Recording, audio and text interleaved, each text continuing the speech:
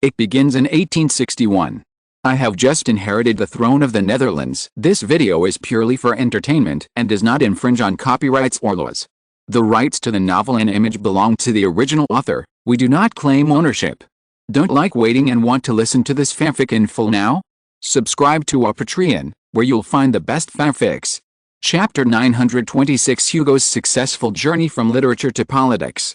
Because Napoleon I was angry with Britain, and the dissatisfaction in the British political arena spread to the literary world, the Dutch literary world also began to pay attention. Now, the Dutch literary world has also started to join in the fun. On June 17, 1881, a Dutch literary conference was held at the University of Sydney in the Kingdom of the Netherlands. Attending the meeting were Strindberg, the director of the Dutch Literature Council, Mark Twain, the deputy director general, who immigrated to the Netherlands from the United States as early as 1870, Ibsen, Bjornson, Nasli, Zeeming, Jaeger, Kroger, and other members of the Literary Association, all of whom are currently the most internationally renowned literary writers in the Netherlands. In 1871, Brandeis, a Dutch literary critic who immigrated from Denmark to Melbourne, the Netherlands, became the Director General of the Dutch Literary Council. In line with the requirements of the Dutch government, he called on Dutch literature to criticize society, advocate realistic creative methods, and introduce realistic works on the European continent to the Far East. Under his influence, writers such as Ibsen, Bjornson, and Strindberg, who were already very famous at the time, created a number of social dramas and social satire novels that exposed the contradictions in Dutch society. With the support of the government, there was a wave of performances of these writers' works on the Dutch stage. This was a relatively prosperous period in the history of Dutch drama. In fact, it should have been Sweden's in history, but due to the arrival of William IV, it became the exclusive privilege of the Netherlands. So from 1871 on, the most famous playwright in the world was Strindberg, who was only 22 years old at the time and immigrated from Sweden to the Netherlands.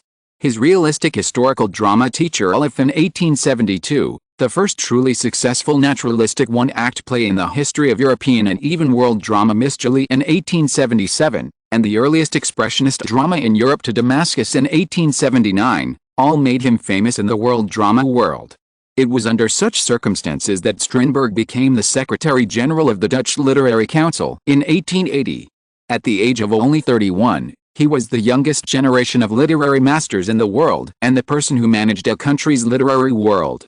This meeting was held under the call of Strindberg, and the Deputy Secretary General Mark Twain presided over the meeting. Mark Twain: there are more and more newcomers in the Dutch literary world, just like the Dutch music world. The Netherlands is full of fresh blood from all over the world, which has created the Dutch global immigration strategy and attracted the world's elites. This was the original intention of His Majesty William IV to move the capital to Melbourne on the Australian continent. Do you remember the sensation in the Netherlands and Europe when you heard that Liszt immigrated to Adelaide, the capital of South Australia? Mark Twain said, and then the whole audience was silent. Liszt was born in Hungary. He was a famous composer, pianist and conductor in Hungary at that time. The great Romantic master was one of the outstanding representatives of Romanticism. Born in Hungary, he is said to have learned piano at the age of 6 and was a disciple of more than 10 famous pianists. There was no way. He was too talented, and famous teachers liked to take him. He settled in Paris at the age of 16. Liszt developed the piano skills to an unparalleled level, greatly enriching the piano's expressiveness, and later created the effect of orchestral music. He also created the method of playing from memory. Because of his great contribution to piano playing skills, he was personally awarded the title of King of Piano by William IV in 1876. Among those present, only Strindberg was awarded the title of Father of World Drama by William IV after the global success of the drama Misjali in 1877. It can be said that the two are outstanding in the music world and the literary world. No, there is also Vincent William van Gogh in the painting world. At the age of 28, he caused a sensation in the Netherlands and even the world painting world because of the works such as Starry Night and Sunflowers. Therefore, William IV awarded him as the world's pioneer painter of post-impressionism and realism in 1878. It can be said that these three people became honor recipients awarded by the kings of their respective fields. Because of this, they also became the general secretaries of various associations in this field, representing the international image of the Netherlands and guiding the development of the Netherlands' cultural industry and soft power. Strindberg, so the literary world needs to pay attention to the development of the global literary world while creating its own works. In the current British poetry world, Tennyson and Browning are the most influential people. Tennyson devoted his life to improving the art of poetry, his mature skills, lyricism, and narrative. For example, his 1,850-long poem In Memoriam deeply wrote about the crisis of faith that a private person felt when facing a rapidly changing world. Although he finally reborn the way of God, the moving part was the passage that expressed doubt and anxiety. Browning conducted many experiments in themes and techniques, and he has excellent works in both short poems and novels. He is particularly good at using colloquial words to describe the inner world of characters, and wrote a series of dramatic monologues, which are ups and downs and are his most successful creations. Strindberg's analysis is really good. These two are the best in the British poetry world. Ibsen said, in addition, Arnold tried to correct the rampant romanticism with the implicitness of classicism.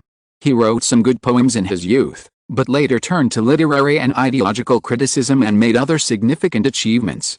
At this time, a school of pre-Raphaelite brotherhood also appeared in the British literary world. They believed that the current British literary art was stagnant and should return to the simplicity and purity of the early Italian Renaissance.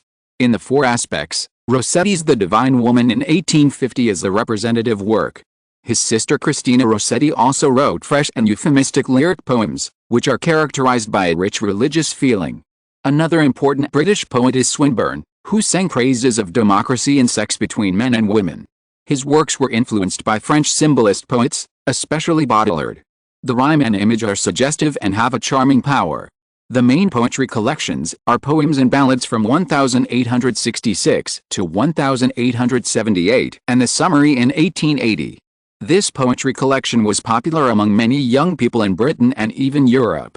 Bjornson nodded in agreement, then sighed. The most accomplished poet among the pre-Raphaelites at present is Morris, the author of the fantasy novel News from Utopia. His masterpiece Earthly Paradise, published in 1868 to 1870, is a collection of stories, but more romantic. Later, in 1876, he wrote Sigurd of the Valsung, a medieval Nordic hero, which is simple and majestic. However, starting in 1880, he participated in the British workers' movement, using poetry to inspire struggle and spread socialist ideas. Among them, the long poem The Seekers of a Better Future, which describes the struggle of a commune in the capital of France, is a new masterpiece. Lastly, in the 1850s, the most popular aesthetic tendency in the British literary world was the pre-Raphaelite school. However, after the 1870s, it seemed to evolve into the aestheticism of later writers. Petter's studies in the history of the Renaissance in 1873 provided an aesthetic theory for it. The main practitioners of this theory were Wilde and several young poets who formed the Poets' Club. However, the latter only had sporadic masterpieces. Wilde's real achievement was not in his works that showed off aestheticism, but in his satirical social dramas, such as The Importance of Being Earnest. The revival of drama was the last major literary event in this century of rapid development and continuous influx of masterpieces. It was the drama innovators who stood at the intersection of the two centuries and brought new vitality to British literature. In terms of drama, I think they are now imitating our creations in the Netherlands. Jaeger, at present, France is divided, and its writers and outstanding painters are all creative about this. We may look at the changes in France, but for now, let's talk about Britain. It may be possible for literary writers to discuss politics and bring great effects. Strindberg and Mark Twain glanced at each other secretly, then walked away inadvertently. Strindberg said, "Yes, looking at the UK, many people are now trying to use literary works to express their dissatisfaction with the local government, trying to gain government recognition and expand their influence." I looked at the Second French Empire and the Third French Republic. Compared with the French painting world, the literary world has a large audience and has gained a huge influence. So, can our literary world use this as a learning object and do the same in the Netherlands? Except for Mark Twain, everyone looked at Strindberg in shock. What did this guy just say? He was actually instigating these Dutch literary masters to participate in politics? Strindberg shrugged. He was the youngest person present, and at 32, he looked so tall and handsome. It gave people a feeling that the waves behind were pushing the waves ahead, and the waves ahead were about to die on the beach. Strindberg said, "Currently, the Netherlands is mainly divided into three major political parties. I think since it is possible in the UK, why not in the Netherlands? The influence of our Dutch literary world in the world is actually greater than that of the British literary world. Shakespeare and others are good, but they are all in the past. Let's look at France. The great French writer Hugo founded the conservative cultural bi-weekly with the poet Winnie in 1819, and wrote Notre Dame de Paris in 1831. The publication of the latter shocked the world, and his name as a master was instantly established. Then he continued to create. In 1841, he was elected to the French Academy. After the Paris Revolution in 1851, Hugo was forced to go into exile abroad. Napoleon III, who was the president at the time, was the target of his criticism. After the latter ascended the throne to become emperor, Hugo was scared and ran abroad. It was not until Napoleon III was captured by Prussia in 1870 that Hugo returned to Paris. But then Germany released Napoleon III back to Paris, so he had to flee Paris again and go to the Lion government in the south. Finally, in 1871, he learned from his mistakes and joined politics. That year, he went to the separatist French Third Republic and was elected to the National Assembly. In 1876, he was elected as a senator of the French Third Republic. President Tyrant hit it off and successfully made him a representative of humanitarianism in the French Third Republic, so Hugo's influence increased dramatically. At the same time, he became an outstanding bourgeois democratic writer in the history of French literature, and is currently called the Shakespeare of France by the Third Republic in Germany. Strindberg's ideas, coupled with Hugo's success, immediately excited everyone present. Obviously, they were persuaded. Chapter 927, Kuwait, which was ridiculed for its high price. At the same time, on June 18, 1881, the last day of the South American 13 Group Summit finally came to an end. When William IV of the Kingdom of the Netherlands met with Manuel Gonzalez, the new Mexican president who was visiting Melbourne, the Netherlands, he said, the 13 Group proposed specific actions to counter the challenges from Britain and the German-Austrian alliance.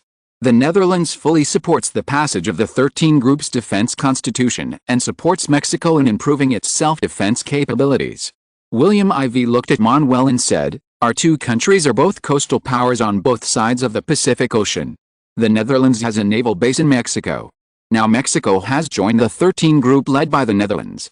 Mexico's security is absolutely a symbiotic element for the Netherlands. We will not allow any other country to invade Mexico.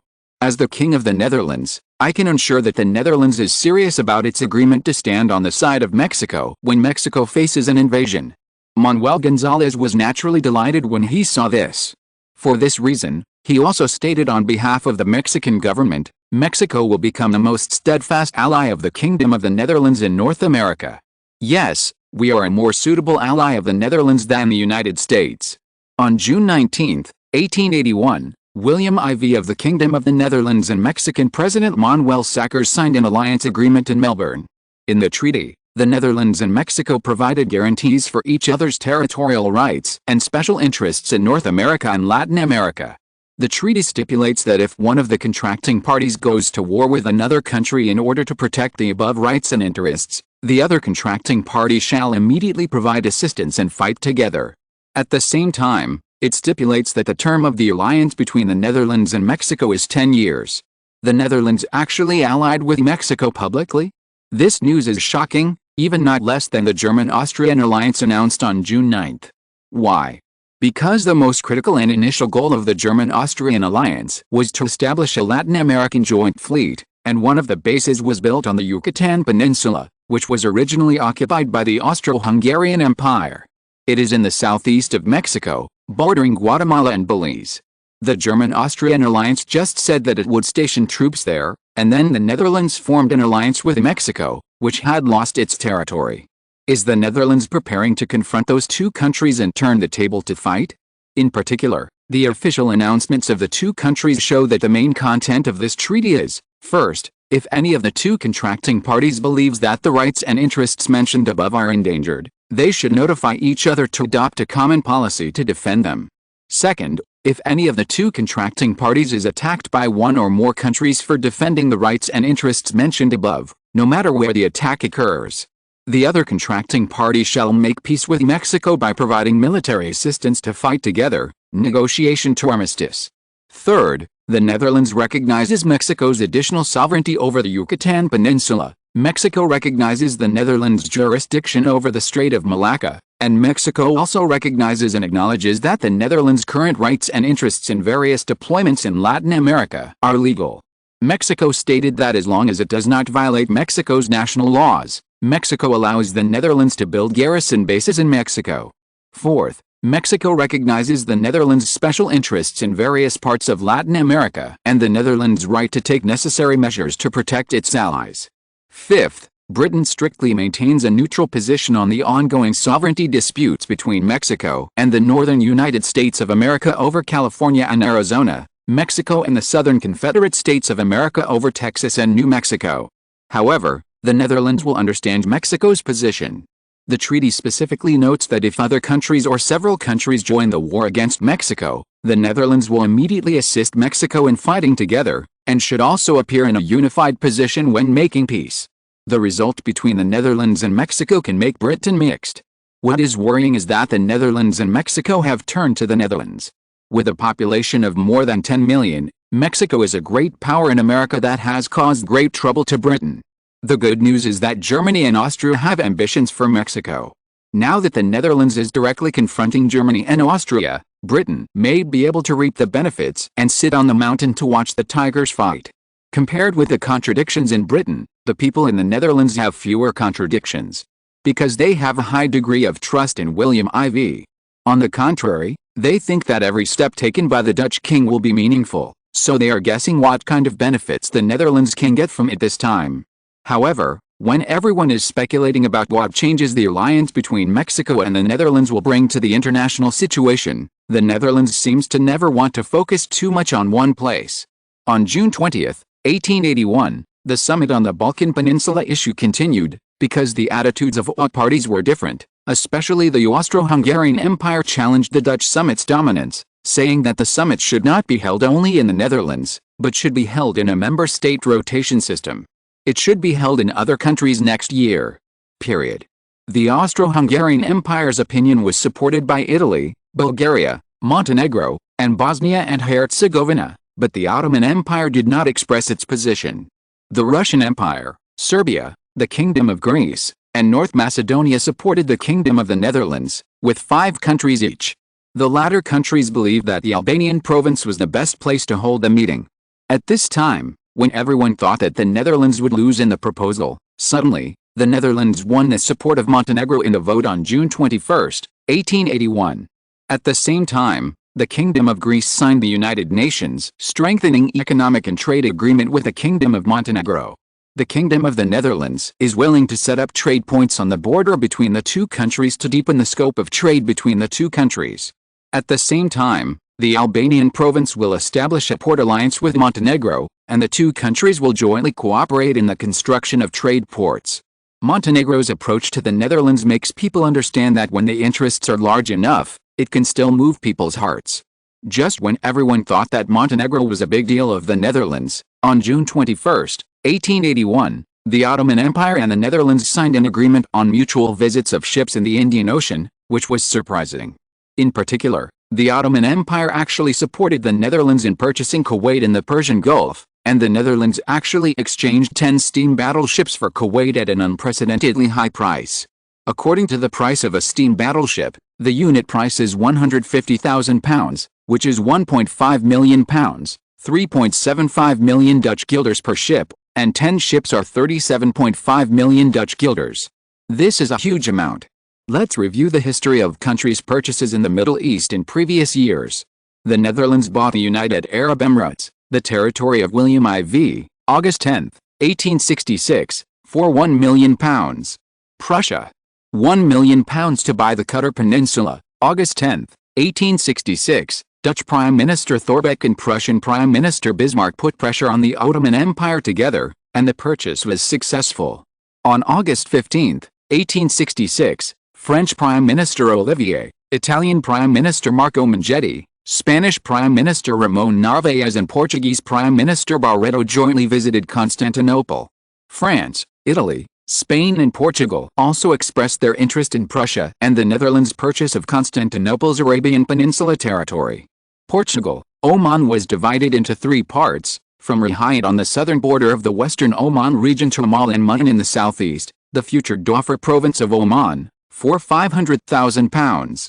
Spain, Sakar to the southern Dawit Island and the northern Qubair, the future central province of Oman, were sold to Spain for £500,000.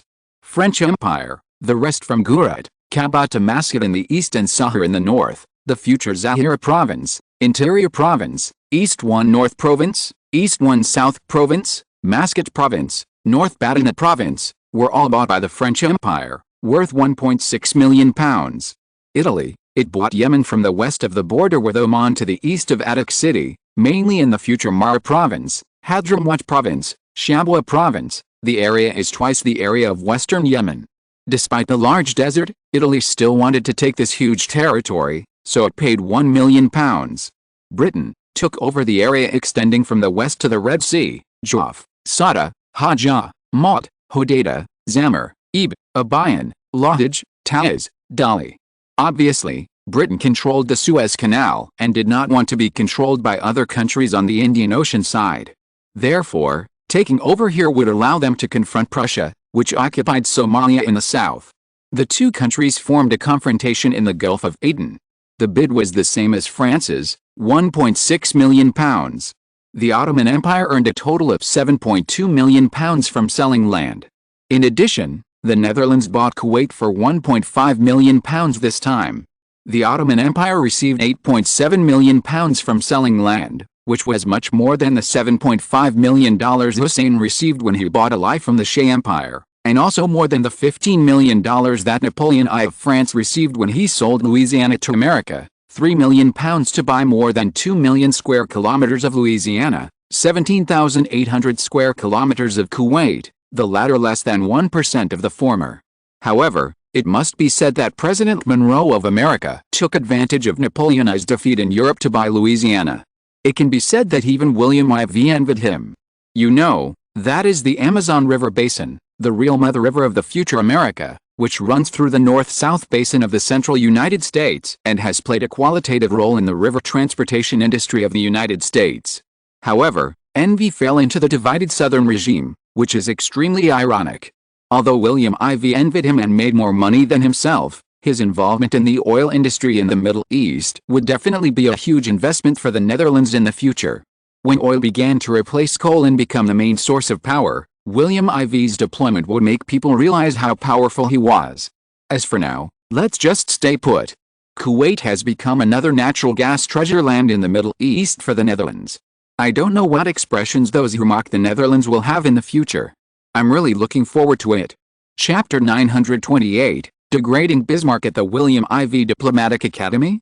1881, the Netherlands purchased the Kuwait region of the Ottoman Empire in exchange for 10 steam battleships, and it was successful. The most important thing is that the Ottoman Empire has always been pro-British, but when Britain and the Netherlands were entangled in launching external and political attacks on each other, the Ottoman Empire actually showed goodwill to the Netherlands at this time. This seems to be unprotected, right? However, Constantinople's subsequent public statement is that the Ottoman Empire is a sovereign state, and all things will be based on national interests. Therefore, Constantinople will not compromise easily, but when it comes to national interests, we will carefully analyze and draw conclusions, and then implement them. Just like the transaction contract signed between the Ottoman Empire and the Netherlands this time, 10 of the world's most advanced surface steam battleships will be launched at a rate of 2 per year starting next year, allowing the Ottoman Empire to have from scratch from 1882 to 1887. Britain is unwilling to sell us such a large number of such advanced warships, so in the face of such a deal, I believe it is difficult for any country to refuse. The statement of the Ministry of Foreign Affairs of the Ottoman Empire was quickly hung on the chopping board of the top leaders of various countries. Many people were silent. If it involves interests, no country thinks it is a small matter. Therefore, all countries actually believe that the Ottoman Empire's approach is not unacceptable. However, for Britain, this is actually more in line with betrayal, but Britain now has too few allies, and the Ottoman Empire has a considerable geographical location and military strength. Therefore, in addition to asking the head of the Ottoman Empire's embassy in London to provide the two countries with a trading plan for Britain, Britain also proposed that the Ottoman Empire should consider the trading partner Britain first and have priority in trading. However, this request was said to be quickly rejected by Constantinople, because for Constantinople, independent diplomacy is also very important to Constantinople. The alliance with Britain is only a stopgap measure. For decades and hundreds of years, Britain has been able to advance on the northern coast of the Indian Ocean and stabilize its power in the eastern Mediterranean because of the support of the Ottoman Empire. If not, the supply of the eastern Mediterranean would be a problem, not to mention the safety of Egypt. So the two countries actually take what they need, rather than a superior subordinate relationship. However, Constantinople was still unwilling to provoke Britain too much and make it unhappy, and also tried to appease the other side. On June 22, 1881, William IV of the Netherlands gave a public speech at the Melbourne Diplomatic Academy. This was the 20th anniversary of William IV's annual speech at the Diplomatic Academy since he came to power, so it attracted the attention of many people at home and abroad. As soon as William IV came on stage and looked at the densely packed teachers and students of the Diplomatic Academy and participants from government departments in front of him, he felt proud. This was one of his greatest achievements after traveling through this world. The Netherlands went from a first-class country to a second-rate country after being defeated by Britain in the 18th century. The sigh in his heart was only a momentary thing. He stood on the stage and gave an impromptu speech, which was something he insisted on. The rise of the Netherlands. In just over 20 years, the Netherlands has gone from a second-rate lower-middle-class country to a global country that can compete with Britain in the world. Whether in terms of economy or military, the Netherlands is comparable to Britain. Although the population of the Netherlands is only 2/3 of that of the United Kingdom. But the Dutch economy is more developed than that of the United Kingdom, and its electrical industry technology is at the forefront of the world. In terms of military, the Netherlands' submarines are more than one generation ahead of the world's technology, maintaining the Netherlands' dominant position in the underwater world. At this time, William IV paused and raised his head, and the audience of thousands of people in the conference hall suddenly burst into thunderous applause. Many people ask me, "Your Majesty, what do you usually do in your daily work? Do you need to solve problems?" No, let me make it clear to everyone, those in power do not really need to solve problems, because the details can be done by the people below. William IV stared at the many youthful faces below and said, "People in our position often do not need to solve problems. We just need to point them out. Yes, we point out the problems and others must solve them. This is the best division of labor and cooperation for us to solve problems. This is the case when producing farm products. When manufacturing industrial products, it is impossible for you to teach me that cabinet members must go to the scene to solve pests or manufacturing industry problems. That is the matter for the Ministry of Agriculture and the Royal Academy of Sciences to solve." Applause rang out again. William IV's words taught these students a lesson, that is, those in power do not need to understand everything at the right time, but only need to grasp the general direction. The remaining details should be handled by subordinates. The applause lasted for 2 full minutes before it stopped. William IV then said, "Back to the question of the art of diplomacy. In my opinion, it lies in the word change. A good diplomat must understand the most fundamental quality and accomplishment, which is flexibility. Yes, flexibility, the ability to respond to temporary situations and the fundamental tasks assigned by the country. Any flexibility needs to stick to the bottom line in order to complete the direction set by the country. This is a good diplomat. To sum up the diplomacy of this century, 19th century, I think it is a kind of principle and the art of adaptability. Regarding the talents of diplomats, many people have a misunderstanding that excellent diplomats must have strong foresight, such as knowing the past 500 years and the future 500 years, the ability to plan and the ability to act accordingly. In fact, when you carefully observe the life experiences of diplomats from various countries in this century, you will find that they may indeed have greater planning and practical abilities than ordinary people, but there is no need to exaggerate their foresight, which is the so-called long-term strategic planning. William IV's words attracted the teachers and students present, while the Dutch diplomats present were silent.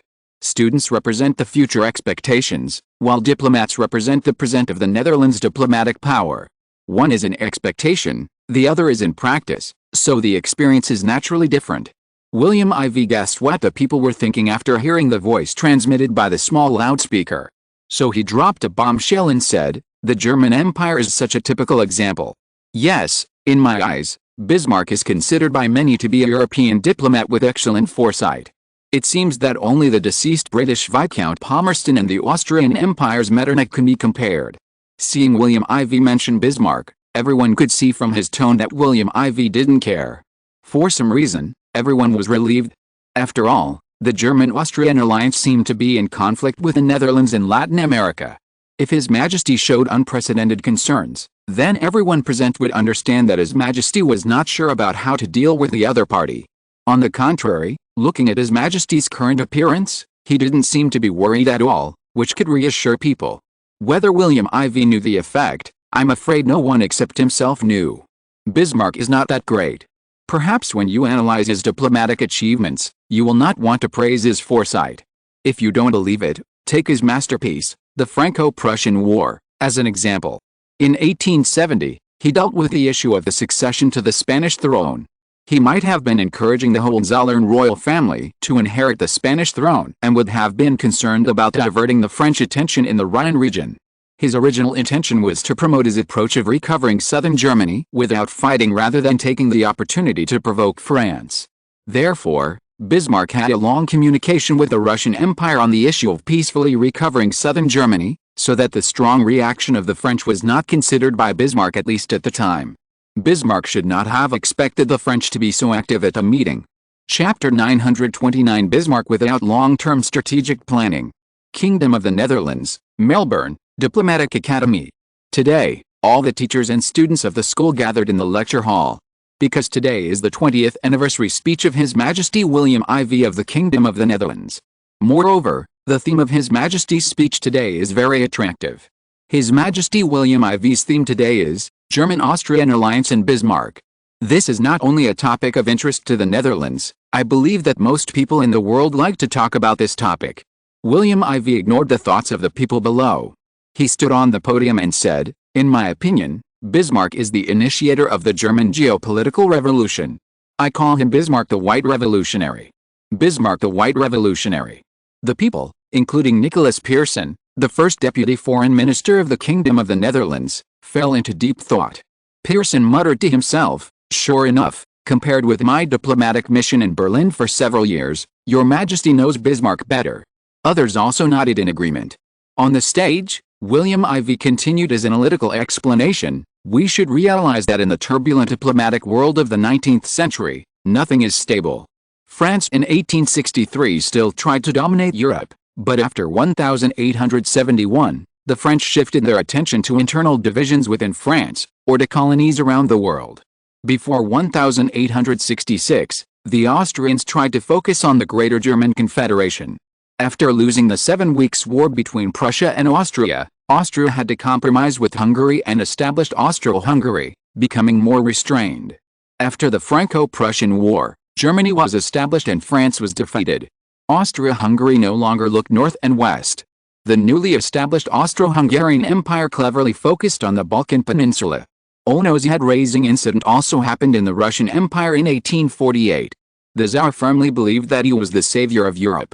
However, in the Crimean War of 1856 under Nicholas I, Britain, France and Italy supported the Ottoman Empire against Tsarist Russia to capture the invasion of Crimea, while Austria, an ally of Tsarist Russia, chose to remain neutral, and even slightly lean towards Britain, France, Italy and other countries.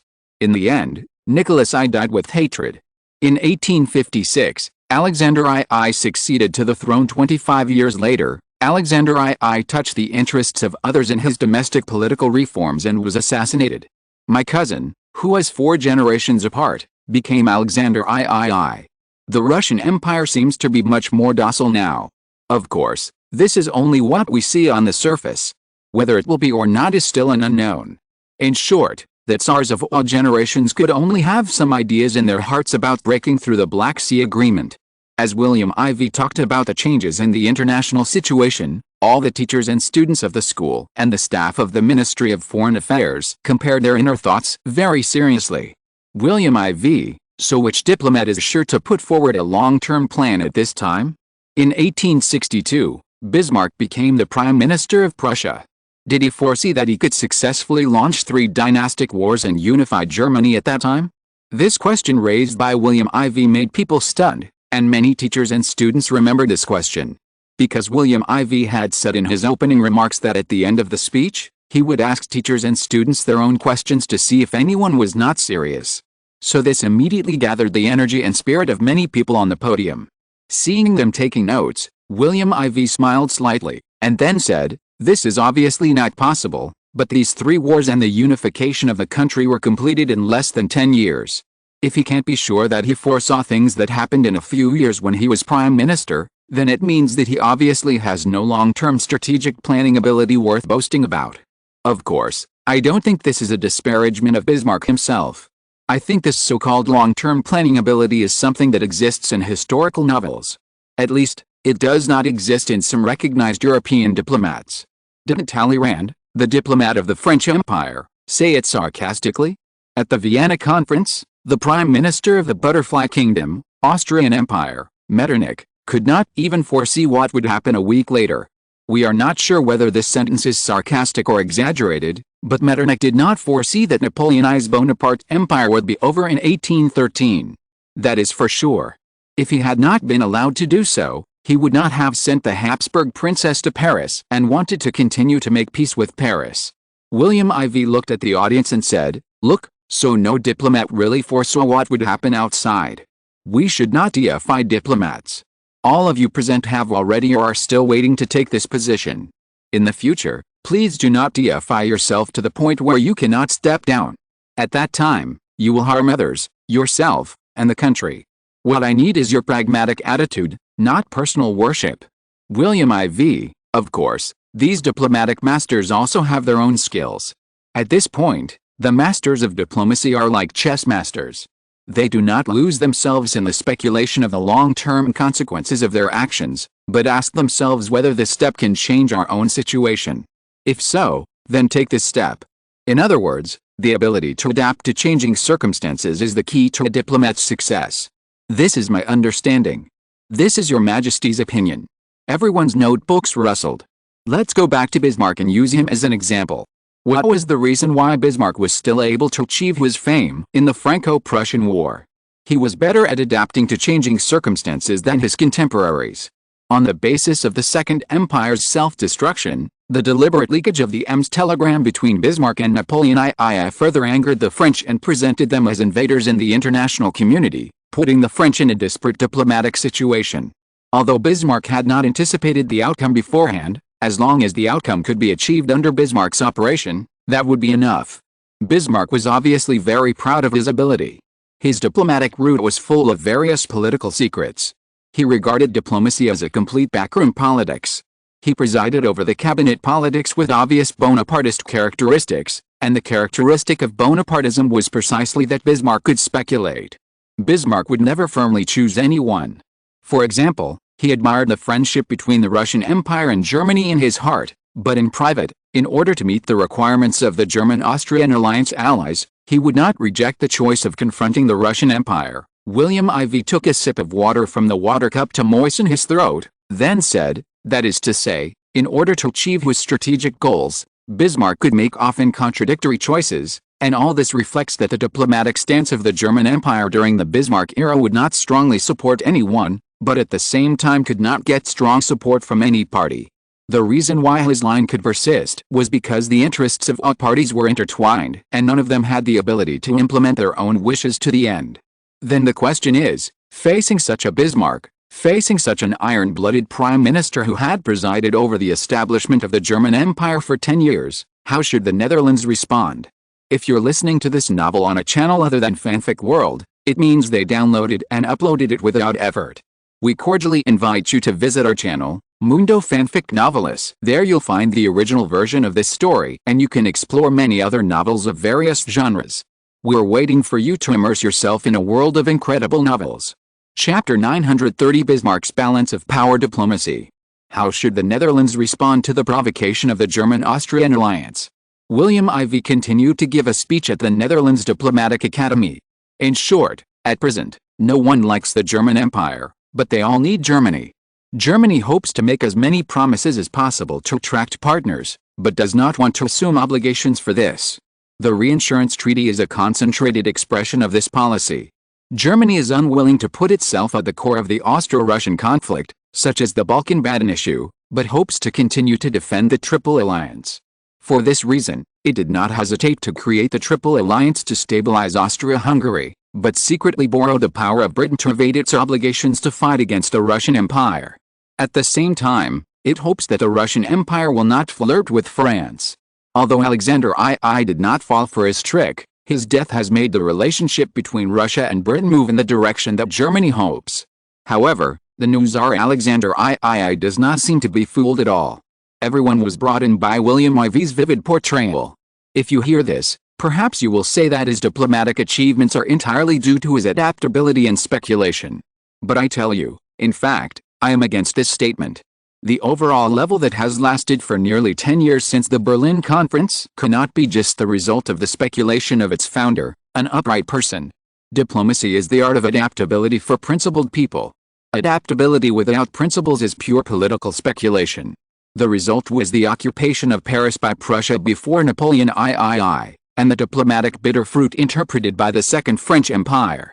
William IV asked a student in the audience at this time, "My classmate, what do you think is the most important consequence of the war between Prussia and the Second French Empire?" The student asked, "The Franco-Prussian War ended France's position as the hegemon of the European continent, and Germany's formal rise was confirmed." Good answer, William IV. Then what is Bismarck's principle? In my opinion, it is the principle of balance of power. In this regard, he is a loyal follower of the Prime Minister of the Butterfly Kingdom, Austria, Metternich.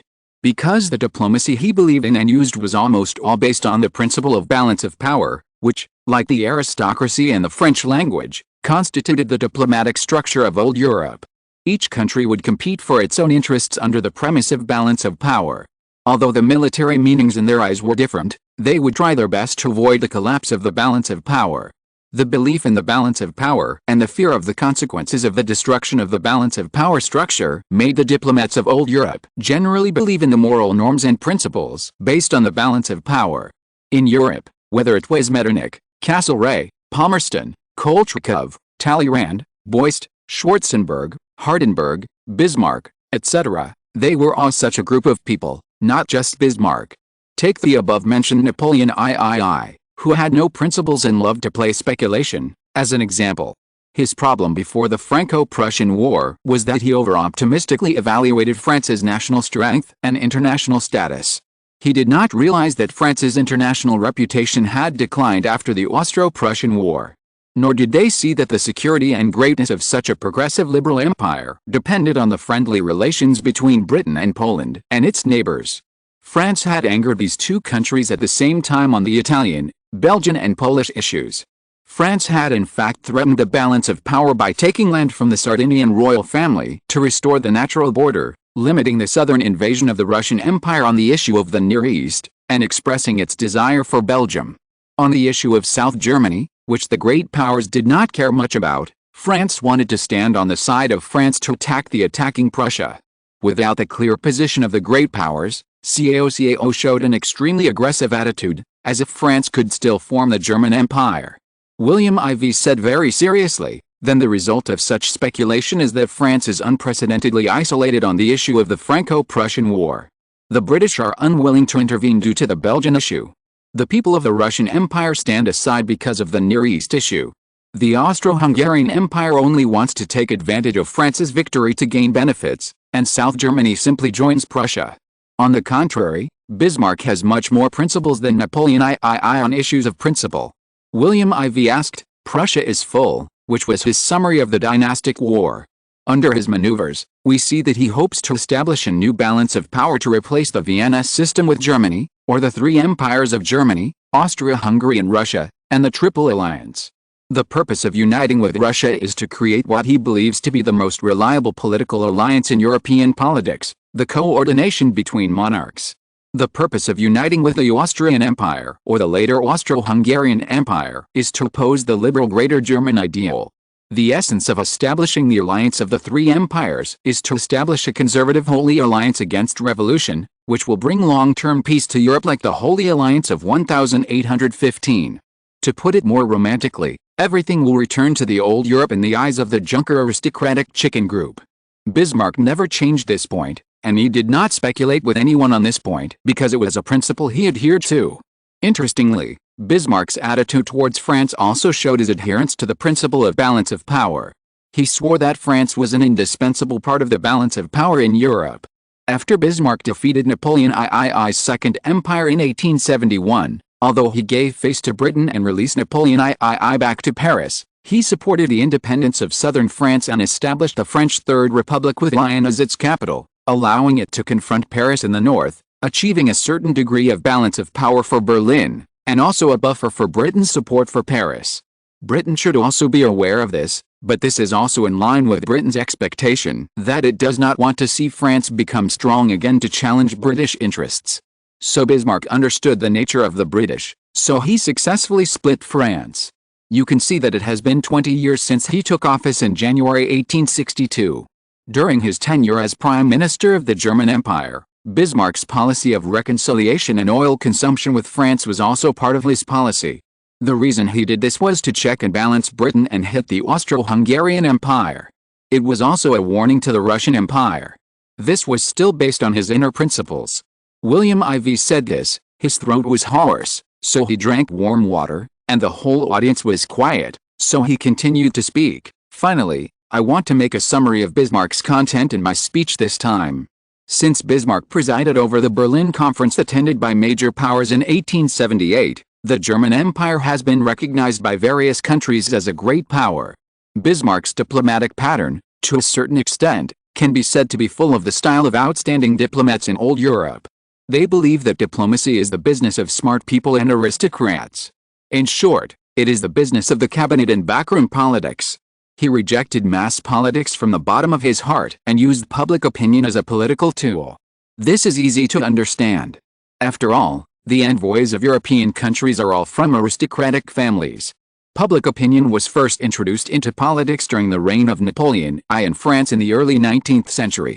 But before the Crimean War, no one believed that public opinion would affect the diplomatic relations of a country. The above is what I will talk about in this issue, the German-Austrian alliance and Bismarck. At this time, William IV's speech was basically over. But then came William IV's question. Because it was agreed at the beginning that William IV would ask questions to all teachers and students after the speech. This student is you. William IV pointed at the fair-faced female student in front of him, and waited for her to stand up in a panic before asking, "Excuse me, what measures have we taken to deal with this kind of Germany?" Chapter 931, The Dutch have lost their hearts to the German Empire. 1881, Cantor, the director of the Dutch National Security Council and coordinator of Atlantic Affairs, who was visiting the Kingdom of Denmark, met with the German Empire's Minister of War and Government, Ron, in Groningen, the Netherlands for 2 days. The Luxembourg Europe Times published an editorial, saying that the reason why the Kingdom of the Netherlands reacted lukewarmly was because the German Empire had long been damaging the interests of the Netherlands, which had made the Dutch people disheartened. The article emphasized that the importance of the relationship between the German Empire and the Kingdom of the Netherlands is self-evident, and the Netherlands has always been starting from the position of a responsible major country, earnestly admonishing the German Empire to correct its understanding of the Netherlands, return to rationality, and button up the first button of the Dutch-German relationship. The article urged the German Empire to take practical actions to prove that it is indeed managing competition responsibly, rather than dealing with the Netherlands in an opportunistic way. Berlin needs to be clear that the kind of speculative diplomacy that wants to take advantage of the situation and the old European balance of power speculative diplomacy that wants to get everything done will not get any benefits in the Netherlands, Cantor said again in the article. The German Empire needs to be clear that this meeting was held under the background that the German Empire was hostile to the Netherlands, and the German-Austrian alliance was established, and the ambition to invade the Netherlands' Latin American allies was revealed. This has seriously damaged the mutual trust between the two countries. The German Empire's partnership, that the Netherlands used to trust, has now been infinitely close to bankruptcy in Dutch society. As the director of the Netherlands National Security Council and the coordinator of the Netherlands Atlantic Affairs, I think that Germany and the Netherlands need to go bankrupt and reorganize. If the Dutch have misunderstood Germany, then please ask Germany to provide evidence to prove that it is a misunderstanding. Otherwise, this is not only an obstacle to the easing of relations between the Netherlands and Germany, but also a factor that may make the Netherlands and Germany become worse. I always think that what Her Majesty William IV often said is right: when a person's heart is cold, it takes some effort to warm it up again. The European Times quoted Cantor, the head of the Netherlands National Security Affairs Advisory Bureau, as saying, "Since the German Empire has done so many things that damage the interests of the Netherlands, it is impossible to expect the Dutch to remain indifferent or even enthusiastic about you." Cantor said that the German Empire in the eyes of the Dutch people has three images. First, it is unwilling to see the rise and prosperity of the Netherlands, and cooperates with Britain to contain and suppress the Netherlands by any means. Second, it does not respect and provoke the influence of the Netherlands in the world, such as launching Germans to attack the Dutch in the United States of America many times, undermining the interests of the Dutch in the United States. It has repeatedly provoked the core interests of the Netherlands, and has intensified its intentions to the Netherlands' allies in Latin America, undermining the Netherlands' global interest chain.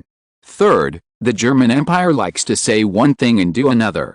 The Netherlands feels that the German Empire seems to have a problem with its credibility at present, and it is difficult for the Netherlands to believe that what the German Empire says now will be changed before the expiration of the future contract, which is what we often call breach of contract.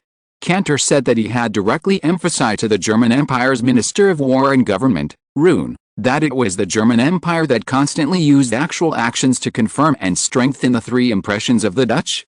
It was difficult for the Dutch to think otherwise. After visiting Groningen, Roon visited Amsterdam by the way, where he met with the German Chamber of Commerce and encouraged them to contribute to the friendly relations between Germany and the Netherlands. The next day, the two met in Amsterdam, and the atmosphere seemed to be much more relaxed this time. Perhaps the German Empire understood that the German-Austrian alliance and the practice of pointing the sword at South America seemed to be too hasty, and did not expect the Dutch reaction to be so great. So William I sent Roon one of their German Iron Triangle. This Iron Triangle refers to Bismarck, who manages the cabinet government, the chief of the general staff, Moltke, who manages the military, and Roon, who trains officers and soldiers and is in charge of German logistics. These three people have almost equal status and trust each other. They are the three most trusted political allies of William I. This meeting was organized because the empire came with sincerity.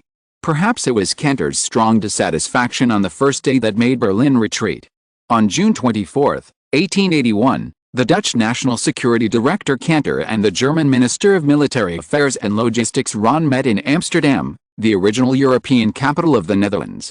Ron said, "The Netherlands and the German Empire agreed that both sides would put aside the fight between the Germans and the Dutch in the United States of America and resume communication and stabilize relations when problems arise in the interests of the two countries in the United States of America."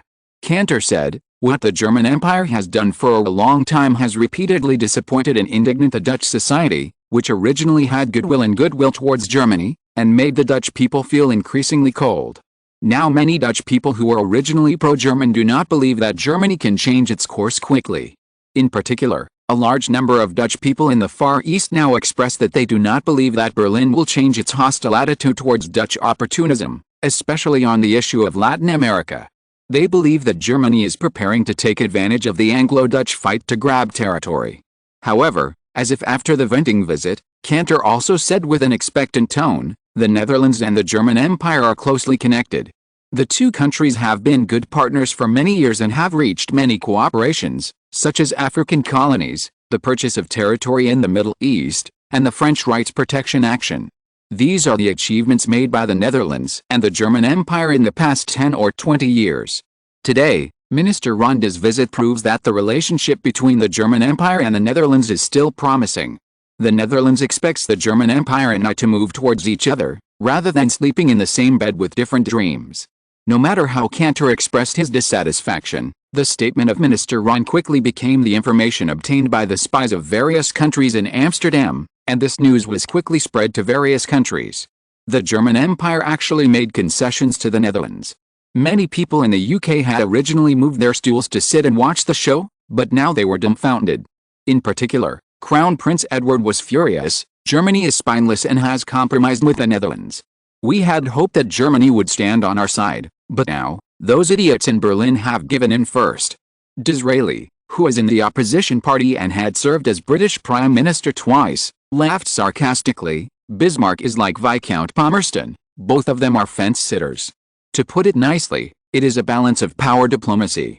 Your Highness, it seems that Gladstone's move to unite with Germany to fight against the Netherlands has miscalculated. Crown Prince Edward also sighed. You are right. Although my eldest sister, Princess Victoria, was the crown princess in Berlin at that time, she seems to have no influence now. It seems that Mother needs to make some decisions. Disraeli was stunned, then asked, what does your Highness mean? Prince Edward, since we can oppose the Netherlands, why can't we formulate an anti-German policy? Disraeli suddenly came to his senses, and then said thoughtfully, indeed. What the two did not know was that it was Edward's decision that would lead to more than 65 million soldiers participating in the war, more than 15 million soldiers killed in action, and 10 million civilian deaths in the future. The war was accelerated. Unlike history, this time it would be much more tragic for them, Britain, so let's not talk about it for now. Chapter 932. The Mexican president is shocked by Australia's prosperity. Before the meeting between the Dutch National Security Council Director Cantor and the German Empire's Minister of Military Affairs and Logistics Run in Amsterdam, during the interval of the Balkan Peninsula Summit, the Austro-Hungarian Foreign Minister Rysberg met with the Dutch Foreign Minister Joseph Biden in Tirana, Albania. The two held talks on this. Obviously, the German Empire negotiated with the Netherlands privately because it was stimulated by the contact between the Austro-Hungarian Empire and the Netherlands, so Bismarck couldn't help but take action after all. William Ivey in Melbourne sneered, there are no eternal interests between countries. The German Empire once hurt the Austrian Empire. As the successor of Austria, the Austro-Hungarian Empire is absolutely unwilling to be suppressed by the German Empire forever. This is something that Berlin itself can imagine. So as soon as Bismarck received the news, he compromised with the Netherlands without stopping. Look at their meeting this time. It was strong at first and then soft. It can be seen how much they distrusted the Austro-Hungarian Empire. Mexican President Manuel González nodded next to him. He has been in the Netherlands for more than 2 weeks.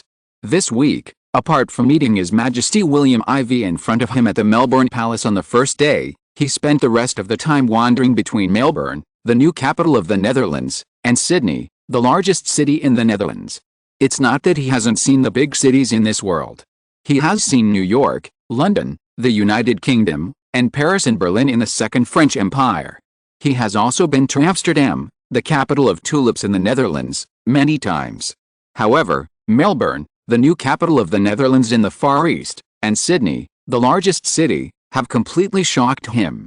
The neatly arranged urban construction and the organized and planned green environment, the most shocking thing is the wide and crisscrossing avenues that are about hundreds of meters wide, all of which make him feel how messy the cities he saw before were in terms of planning, and what is petty. Not only Sydney and Melbourne, but also other cities such as Adelaide, the headquarters of the Dutch Liberal Party.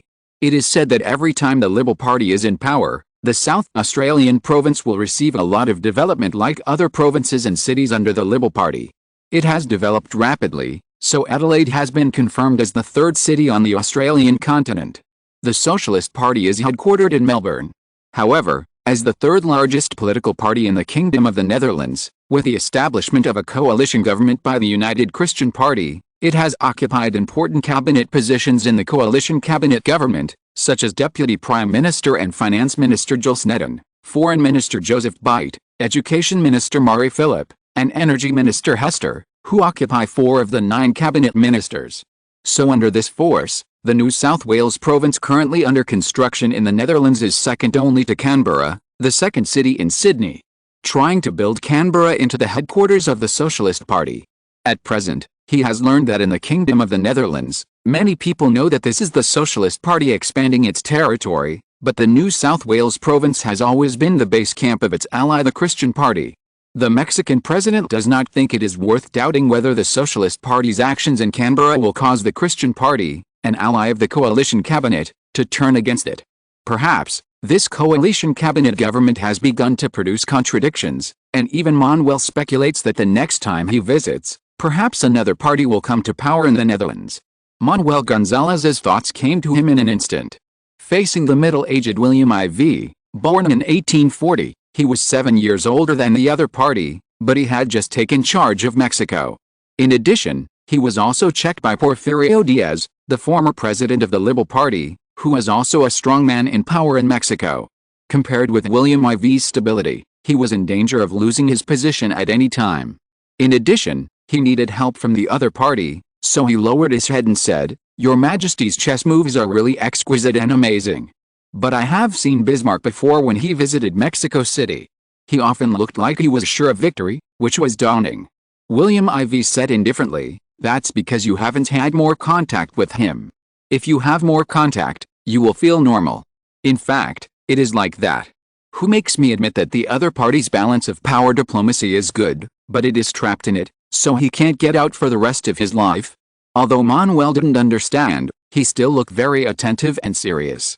Seeing this, William IV understood that this was the performance of the ruler of a backward country. Think about how backward your motherland was in your previous life. The most common thing for people in your motherland is that the sun and moon in foreign countries are rounder than those in China. These are all reactions of the natural ecology. The people in front of you now actually have this kind of reaction, which is just a normal phenomenon. Everyone has weaknesses. Franz Joseph I of the Austro-Hungarian Empire has always been arrogant. I just seized on his character weakness of not wanting to bow to William I, a guy he used to look down on.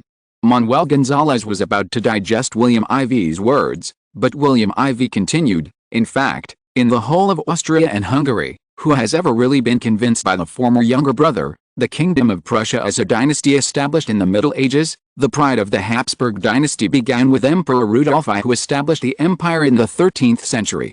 The founder of the Habsburg family defeated the Bourbon family entrenched in the Duchy of Upper and Lower Austria, annexed Upper and Lower Austria and Styria for the family, and made the dynasty one of the political forces in Central Europe.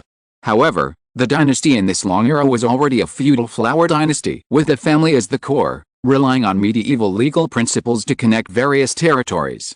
It ruled people who spoke various languages, and it was difficult to be called a closely connected whole. It is difficult for a Hungarian peasant to realize the significance of the Vienna court to him, because this dynasty has no mature bureaucratic government and no standing army. The court's control over the territory is highly dependent on local parliaments and dignitaries. Overall, the relationship between the vassal and the clan is loose, and the Habsburg dynasty is far from achieving the centralized rule of the absolutist era.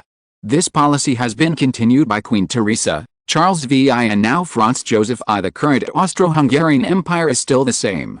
So William IV knew the weakness of the Austro-Hungarian Empire, and Bismarck naturally knew the weakness of this ally beside him, but also a piece of fat in the eyes of the German Empire.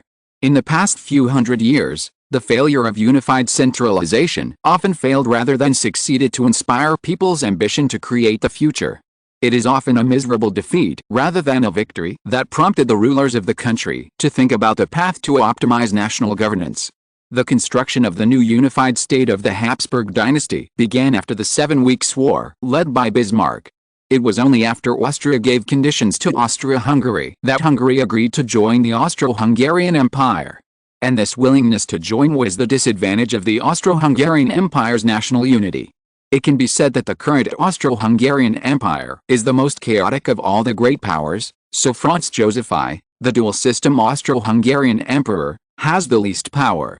Chapter 933, The Austro-Hungarian Empire is full of flaws. 1881, the Dutch Foreign Minister Joseph Beit met with Austro-Hungarian Reichsburg during the Balkan Summit, which stimulated the other party of the German-Austrian alliance, the German Empire, and caused Germany to dispatch one of the German Iron Triangle's military, political and logistics ministers, Roon, to visit Groningen and Amsterdam in a hurry for 2 days.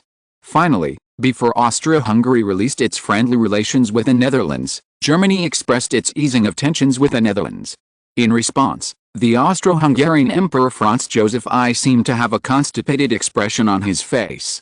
Although distressed, he was unwilling to accept it. However, facing the powerful German Empire, Vienna was unwilling to overdo Berlin when it had bad relations with Italy, Tsarist Russia, the Ottoman Empire and now the Netherlands, so it could only pretend not to know. However, the relationship with the Netherlands should not lag behind Berlin.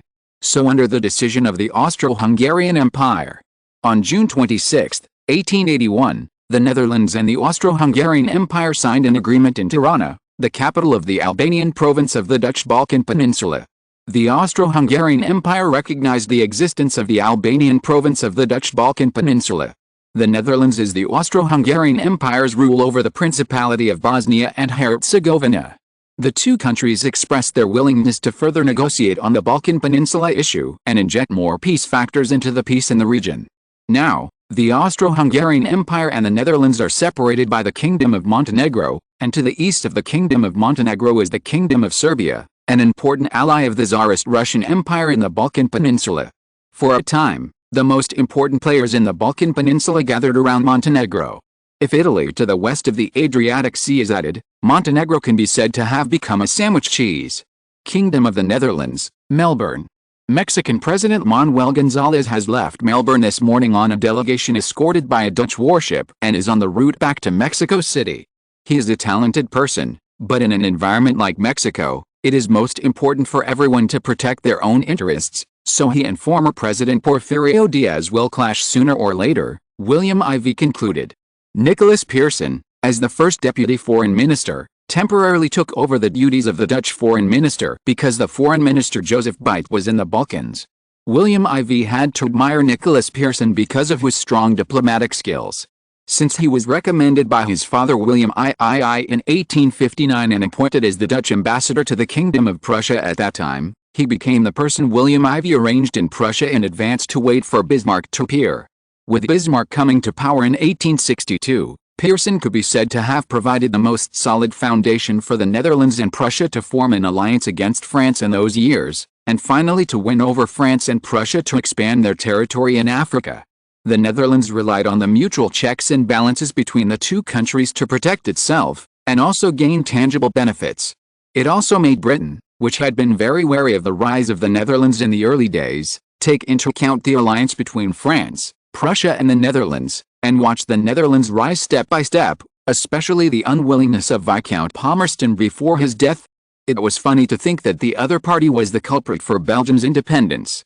So he, who seemed to be tolerant of the Netherlands but was actually the most wary of them, actually saw the rise of the Netherlands into first-class power before his death in 1867, and even relied on the Dutch people, the Boers, to defeat more than 100,000 British troops in South Africa.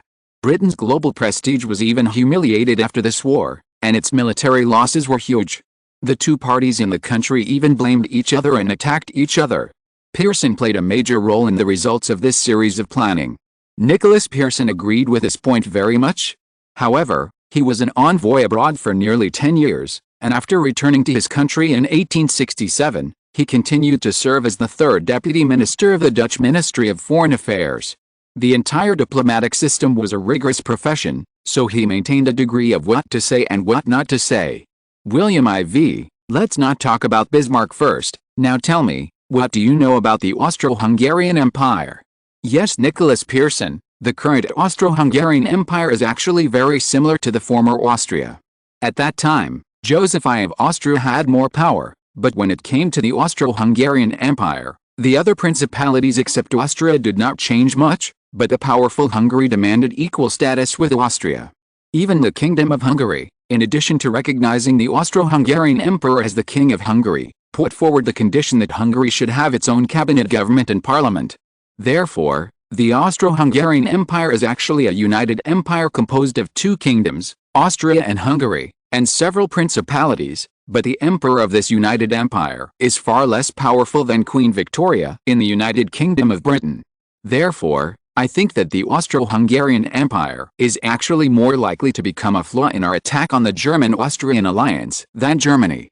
William IV already understood the direction pointed out by the other party, but he still pretended to be ignorant and asked with curiosity, "What do you mean?" Nicholas Pearson, there are currently 6 key points in the feudal governance of the Austro-Hungarian Empire. As long as we grasp these 5 points, we can find them out. The first point is that the Austro-Hungarian Empire currently benefits from the development of the Enlightenment in the 18th century. The Habsburg dynasty has a group of middle-class intellectuals who have received humanities and scientific education. They are very active in the public political field of Austria-Hungary. The Austro-Hungarian government opened positions to them and selected officials, civil servants, from them. These civil servants will also be rewarded for their outstanding service. According to the data I have collected, 40% of civil servants who obtained noble status during the reign of Queen Teresa were born in the middle class. William IV thought to himself, isn't this just an example of a poor family making a successful leap forward in the history of our motherland? Nicholas Pearson didn't know what William IV was thinking, and continued, secondly, the Austro-Hungarian Empire levied taxes on the nobility to stabilize the national finances. The tax-free privileges enjoyed by the nobility and the church were regarded as the core power of tradition and freedom possessed by the nobility and the church under the rule of the Habsburg royal family. It was also the key for the Austro-Hungarian royal family to win the support of the nobility and the church. William IV frowned and said, the existence of the tax-free privilege is a double sword for Austria-Hungary. It will get the support of those two groups of people. However, the existence of the privilege is not conducive to the unification of Austria-Hungary's national finances, and increasing taxation will not benefit the country. Nicholas Pearson, yes, at that time Queen Maria Theresa took the lead in abolishing the tax-free privileges of the nobility and the royal family's hereditary territories in Bohemia and Austria, the church. William IV secretly said, looking at Queen Teresa's reputation in Europe, it would be strange if the Austrian Empire did not rise. Nicholas Pearson, relax and end the feudal land relations to liberate the productivity of farmers. The Habsburg dynasty believed that farmers were a loyal group that could be used to win the support of the people for the dynasty. This group had long been persecuted by the nobles' corvée and had no economic autonomy. Therefore, Queen Maria Theresa abolished many privileges of the nobles over the peasants, such as personal control and the privilege of farmers' unpaid labor, so that farmers could pay cash to the state instead of the nobles. In addition, Vienna jointly promulgated the civil code to give farmers and nobles the same legal status of free men. Fourth, encourage the growth of capitalist industry and commerce, as well as the development of transportation networks. Fifth, in society, moral education and practical education are provided to ensure the order and stability of moral education and improve the national literacy rate. Sixth, through the state's control of religious activities, Catholicism is reformed. Habsburg's basic education is usually the responsibility of local clergy, and many school teachers are priests, especially for children's initial education. The relationship between the state and religion has become extremely close due to the issue of education. The opening of public education depends on the attitude of local priests. Therefore, Teresa and her descendants adopted the form of state-supervised education in their rule to interfere with the church's influence on the basic education of the Habsburg dynasty. This practice gradually affected the field of higher education, and the influence of Jesus in Austro-Hungarian universities was visibly reduced. Nicholas Pearson said, these policies were implemented by Queen Teresa, reigned 1740 to 1780, Joseph II, Teresa's eldest son, reigned 1780 to 1790, Leopold II, Queen Teresa's third son, reigned 1790 to 1792, Franz II, Leopold II's eldest son, reigned 1792 to 1835, Ferdinand I, Franz II's eldest son, reigned 1835 to 1848, and Franz Joseph I, Ferdinand I's nephew, reigned 1848 present. 6 emperors have ruled for 108 years. From Austria to the Austro-Hungarian Empire, each Habsburg emperor has ruled in a similar way. So to find the weakness, we must find out the 6 major policies that Queen Teresa began to formulate before. William IV listened very carefully. Everyone has a different perspective on the same thing. As the King of the Netherlands, he used to look at the Austrian Empire and the Austro-Hungarian Empire. The Prime Minister would look at the same level and look at the royal family of the country. Pearson, on the other hand, looked at the gains and losses of the government and national governance. So William IV listened to the views from another perspective and combined them with what he had gained to be more fair.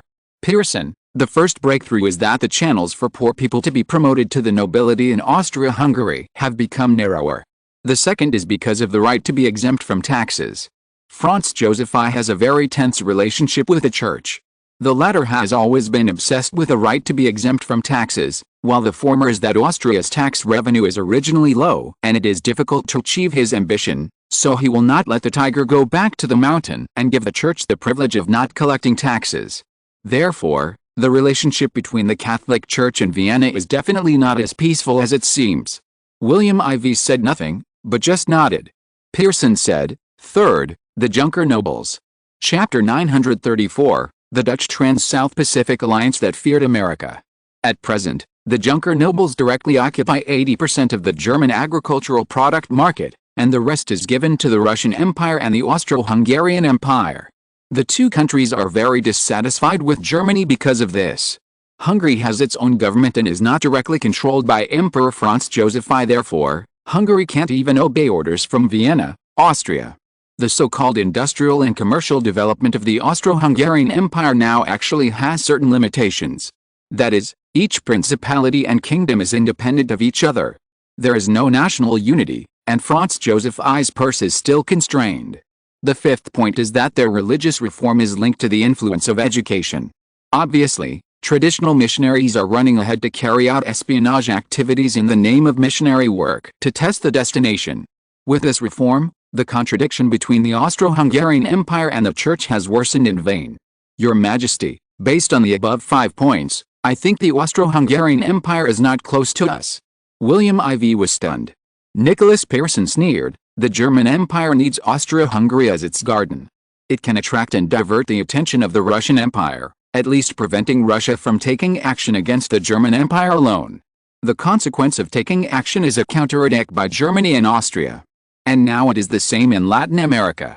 Germany has offended the Netherlands and asked Austria-Hungary to join in. It is a good calculation. However, we can use the counterattack of pig teammates and directly use the Austro-Hungarian Empire to counterattack Germany. William IV asked hurriedly, how to counterattack? Nicholas Pearson, Your Majesty, we do this and that.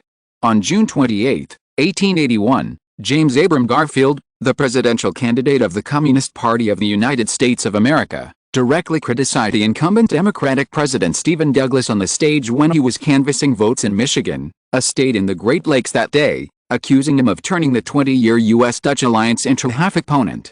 Soon after, he pointed out directly to more than 2,000 supporters on the campaign stage, the Netherlands established a Latin American group of 13, which was a major attempt to build two alliances across the South Pacific. Originally, we in the United States were one of the members, but with Stephen's anti-Dutch policy, the Netherlands no longer trusted the United States of America, making us a minority in the Americas. Yes, now there are only 5 countries that have not joined the South American alliance of 13 countries, namely the United States of America, Brazil, Argentina, Uruguay and Paraguay. The so-called pseudo-government of the Confederate States of America in the South does not count. It seemed that the Republican Party had already had an election plan.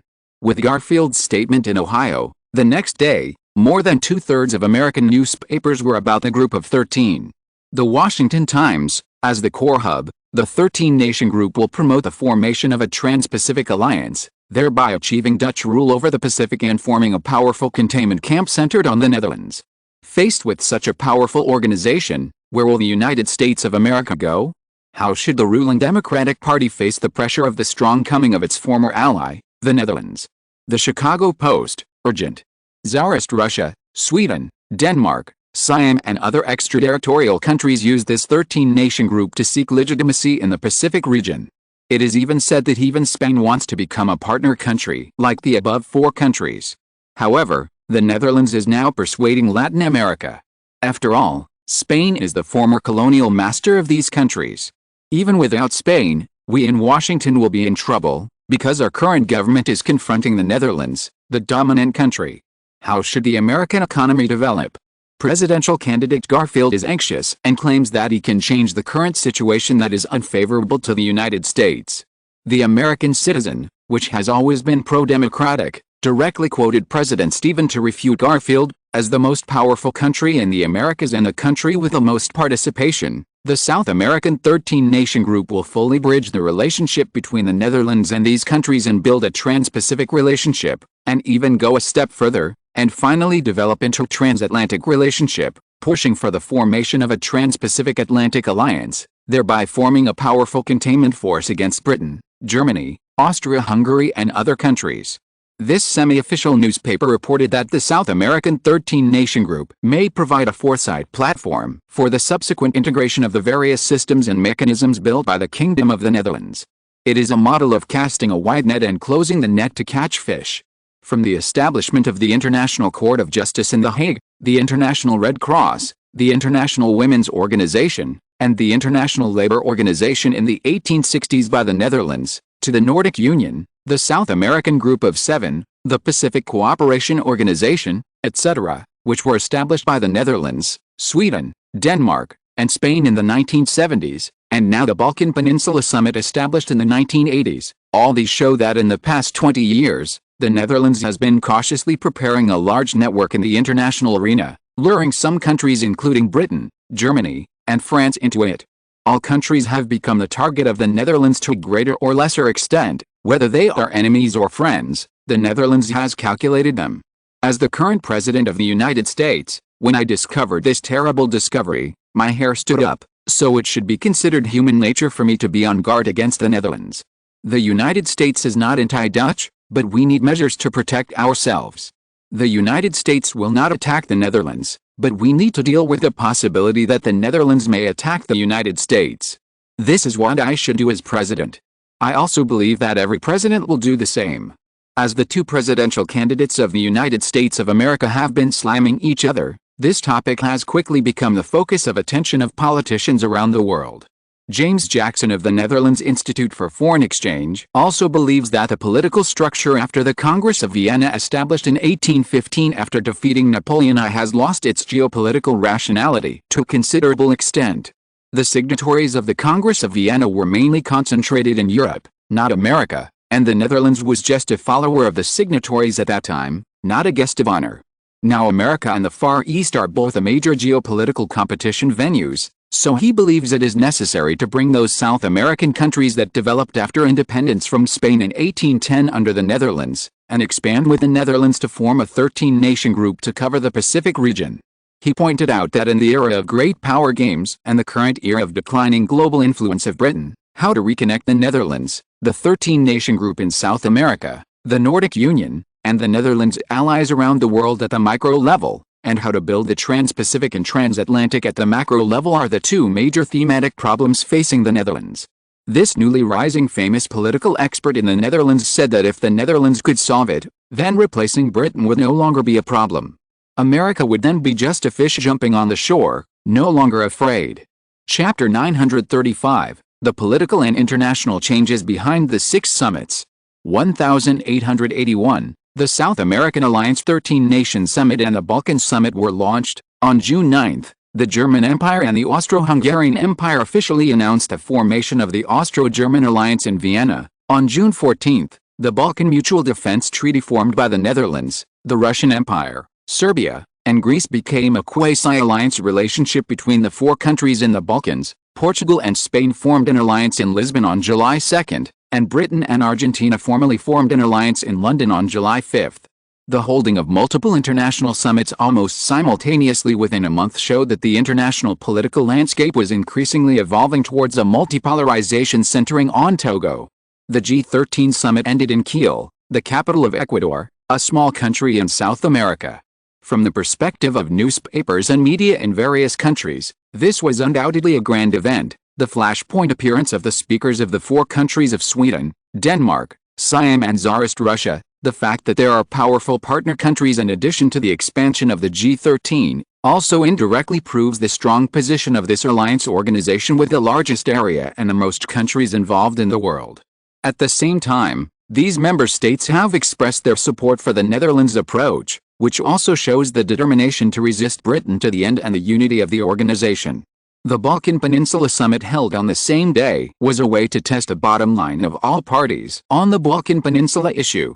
To put it bluntly, this summit was used by the Netherlands to make soy sauce for various countries to perform on stage. The 13-Nation Summit was led by the Netherlands and took the Peace Center for Development as its theme. This was an important strategic judgment made by the countries in Western South America to form a regional organization and reflect deeply on their own successful experiences and historical challenges under the new background of many uncertainties in major power relations and geopolitics. As the leading country, Baron Caslin pointed out at the summit that the world is not very peaceful. The Balkan Peninsula must maintain a peaceful development environment in the surrounding area so that the member states of the 13 countries can develop their economies. The members of the South American 13 countries must take advantage of their population, vast area, and current security and cultural stability to further promote economic integration. He said that many people have speculated about the source of the development of the South American 13 countries in recent years. It is precisely because of the joint construction and mutual trust of the South American Union 13 countries that regional stability and development have been maintained, and through active multilateral diplomacy, the Netherlands' guiding role has been recognized by all members. As a leader, the Netherlands has lived up to expectations and led all members on the road to rise. At present, the economic development of Ecuador and Chile is no less than that of the Kingdom of Switzerland and Italy in Europe. Baron Castellan said that the organization is willing to maintain stable relations with all major powers. Whether the South American 13 countries will continue to succeed or not ultimately depends on the willfulness of the region. It can be said that the strategic determination of the South American 13 countries is fully reflected by responding to the uncertainty of the international environment through high-quality development. In addition, according to the analysis of the British dissatisfaction, the reason why the 7 South American countries, collectively, accepted Mexico and the 5 Central American Federation countries is that after more than 10 years of development, the South American organization has consolidated its strength and status in South America to compete with Brazil and Argentina. At the same time, the Netherlands has also consolidated its hegemony in the South Pacific with the help of this organization. So now that the Netherlands and Britain are in diplomatic struggle, the Netherlands is not satisfied with being limited to South America, so it took advantage of the German-Austrian alliance to express its interest in South America, especially the Yucatan Peninsula occupied by Austria-Hungary in Mexico, which made Latin America afraid. The Netherlands became the target of the Central American Federation in Mexico, and was easily pulled into its own formation by the Netherlands, and finally the 13-nation group was formed. Therefore, it is precisely the German Empire that Britain is trying hard to win over that has caused the Netherlands to expand its power. Many British people even directly called the German Empire the culprit for Britain's damage to its interests in Latin America. However, many people in Germany are unwilling to take the blame. Many people in Berlin believe that this is because the Netherlands has controlled the local situation in the South American alliance and has not been harmed by arm wrestling with Britain, so Mexico and other countries no longer hesitate to join, and Britain is also an accomplice. Experts in Berlin also accuse the British of not seeing the avalanche of British diplomacy around the world. These German Empire experts directly published in the newspaper that in the past 6 months this year, the Netherlands' investment in the Americas has increased by more than 20% of capital, and the number of South American students studying in the Netherlands has reached 50,000. In March, the Netherlands signed a commercial port berthing agreement with Colombia and Venezuela, which gave the Netherlands more power in the use of ports in Colombia and Venezuela.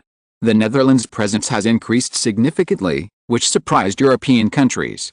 After that, the 3 major parties in the Netherlands formed alliances with the ruling or opposition parties in South American countries, making the political parties in the Netherlands more intertwined in the South American countries. In the past, when European countries were doing bad things, they only targeted the Dutch ambassadors to various countries and local governments. But now the Netherlands has blossomed in many ways. The practice of Dutch political parties contacting various forces in various countries has made Britain, which has always been a veteran in balanced diplomacy, feel overwhelmed. The Christian Party, the Socialist Party, the Liberal Party, and the 3 major Dutch capital consortiums, the East India Company, the Far East Group and the Dutch United Group, which are allies of the 3 major parties. In addition to them, there are some smaller forces. They are all making trouble in the member countries except the Netherlands. In addition, the Netherlands' diplomatic success in mediating the Panama dispute between the 5 Central American federations and Colombia in April stunned the United States of America and the United Kingdom, which originally wanted to take the opportunity to intervene there. They believe that the Netherlands took advantage of the situation after the withdrawal of Britain, the United States, Spain, France and others, and succeeded. However, the British side does not think it is their fault. Many British experts have also published newspapers to clarify that in fact, this is first of all the South American countries, after breaking away from Spanish colonial rule in the 1810s, after years of war and interference from external powers, they realized that they must rely on regional countries to seek peace. On this basis, Central America, as the junction of North America and South America, naturally has the awareness of a small country. In addition, the power of the 13 group is pressing. After more than 10 or 20 years, the Netherlands has become a reliable political and economic partner of the South American alliance for many years. In the end, under the soft and hard tactics of the Netherlands, Central America and Colombia successfully reconciled, and the Netherlands achieved mediation. However, the Group of 13 was established, but although the partner countries Sweden, Denmark, Tsarist Russia and the Kingdom of Siam participated as partner countries, the group ultimately continued to be limited to the two sides of the South Pacific. However, whether it is Germany or Britain, or so-called experts from other countries, they have to admit that the rise of the Netherlands is inevitable. In Melbourne, William IV was neither happy nor sad about this, because he knew that the game between great powers is a long-term process. To establish a first-mover advantage and a united camp, it is necessary to establish the elite leadership on both sides of the Pacific Ocean, dominated by the Netherlands to the greatest extent. The Group of 13 was brewed under the guidance of his concept. The final result of the game between great powers depends not only on the first-mover advantage, but also on the supplement of reserve forces and the expansion of the camp. The Group of 13 Plus serves as a platform for aggregation and expansion, realizing the expansion of the system and the integration of legitimacy. This is why he is increasingly looking forward to the Group of 13. Chapter 936 Germany's Secret Uruguay Plan. German Empire, Berlin. William I looked at Bismarck with a very serious expression. The Iron Triangle of the German Empire was summoned to the Berlin Palace by William I. Even Crown Prince Frederick and Crown Prince William appeared in this conference room together. At the top of William I, Bismarck sat on the left, and below him were Moltke the Elder and Ron. On the right were Crown Prince Frederick and Crown Prince William the Younger. The Balkan Summit was held, and Prime Minister Gorchakov of the Russian Empire personally attended. This was the first foreign visit by a senior official of the Russian Empire since the death of Alexander II. Therefore, the Russian Empire immediately established defense cooperation in the Balkan Peninsula with the Netherlands and other countries. Obviously, his visit came with a purpose. No wonder Berlin and Vienna successively showed goodwill to the Netherlands. The powerful army machine of the Russian Empire was absolutely the best in the 19th century. With hundreds of millions of people and the largest country in the world, Germany and Austria could not stabilize. Therefore, the establishment of the Balkan Defense Assistance Treaty by Serbia, Greece, the Netherlands, and the Russian Empire can be said to be a landmark event in the recent major changes in the political landscape of Europe and even the world. It even expanded to a 13-nation group in South America. William I said with a cold face, William I's really not a good person. When we just formed the German-Austrian alliance and used Britain to check and balance them, Britain pushed us to Latin America. I thought everything was as we wished, but I didn't expect that the Netherlands would directly come up with a Balkan Defense Mutual Assistance Treaty. Franz Joseph I was a coward. He didn't even wait for our reaction before he made his position clear to the Netherlands, which put us in a very passive position. At this point, his face became even colder. Everyone in the conference room felt the atmosphere drop several degrees. Old Moltke, Crown Prince Frederick Ron, and little William instantly looked at Bismarck. Bismarck said solemnly, according to our original plan, under the name of the Austro-German alliance, we would start a war in 1866 when Prussia and Austria failed to demand Schleswig and Holstein ruled by Denmark. While consuming Austria's strength, we would increase our territory. When the opponent's national strength is almost consumed, we can support the opposition of the Austro-Hungarian Empire and those who are dissatisfied with Franz Joseph I, or directly instigate Hungary to rebel against the Austro-Hungarian Empire and establish themselves as king. At that time, we will use the trick we used on France to split into North and South, and the Austro-Hungarian Empire will become the fat meat on the board of our German Empire to slowly divide and incorporate in the future. Unfortunately, in the end, the means of the Netherlands exceeded our expectations. Little William asked, "What does the Prime Minister mean by unexpected?"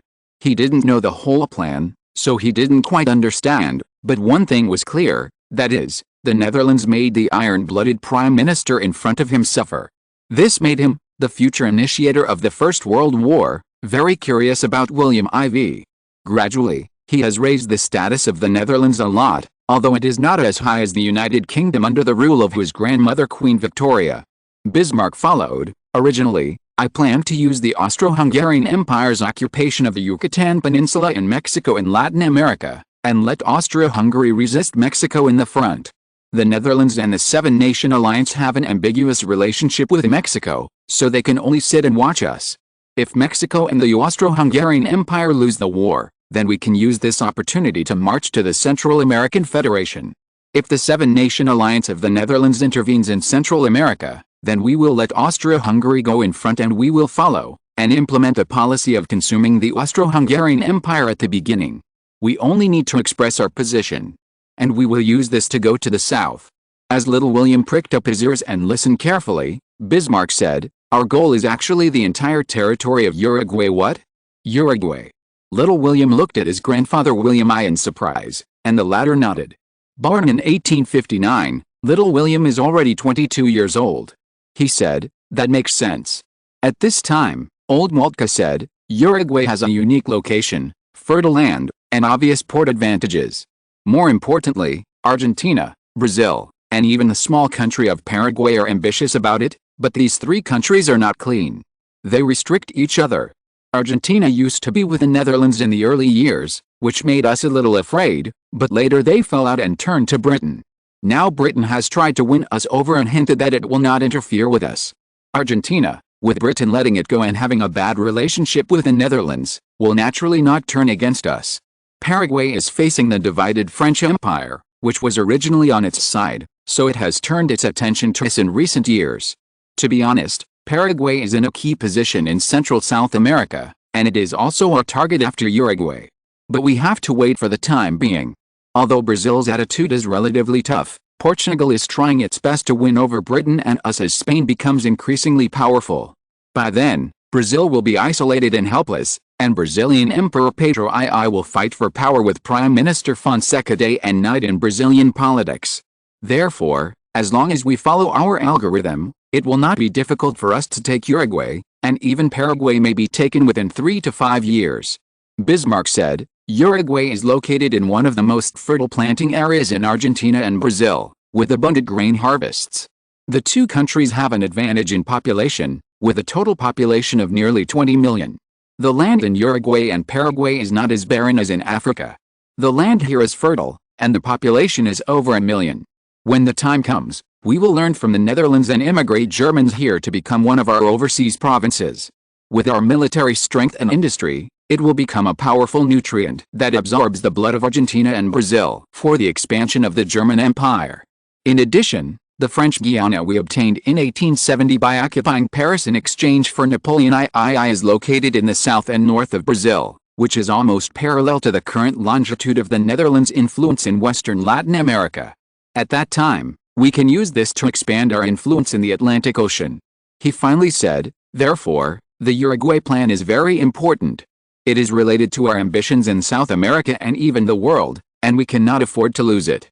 Little William suddenly said, "It's a pity that we have an agreement with the Netherlands to reduce the struggle for influence in the United States of America.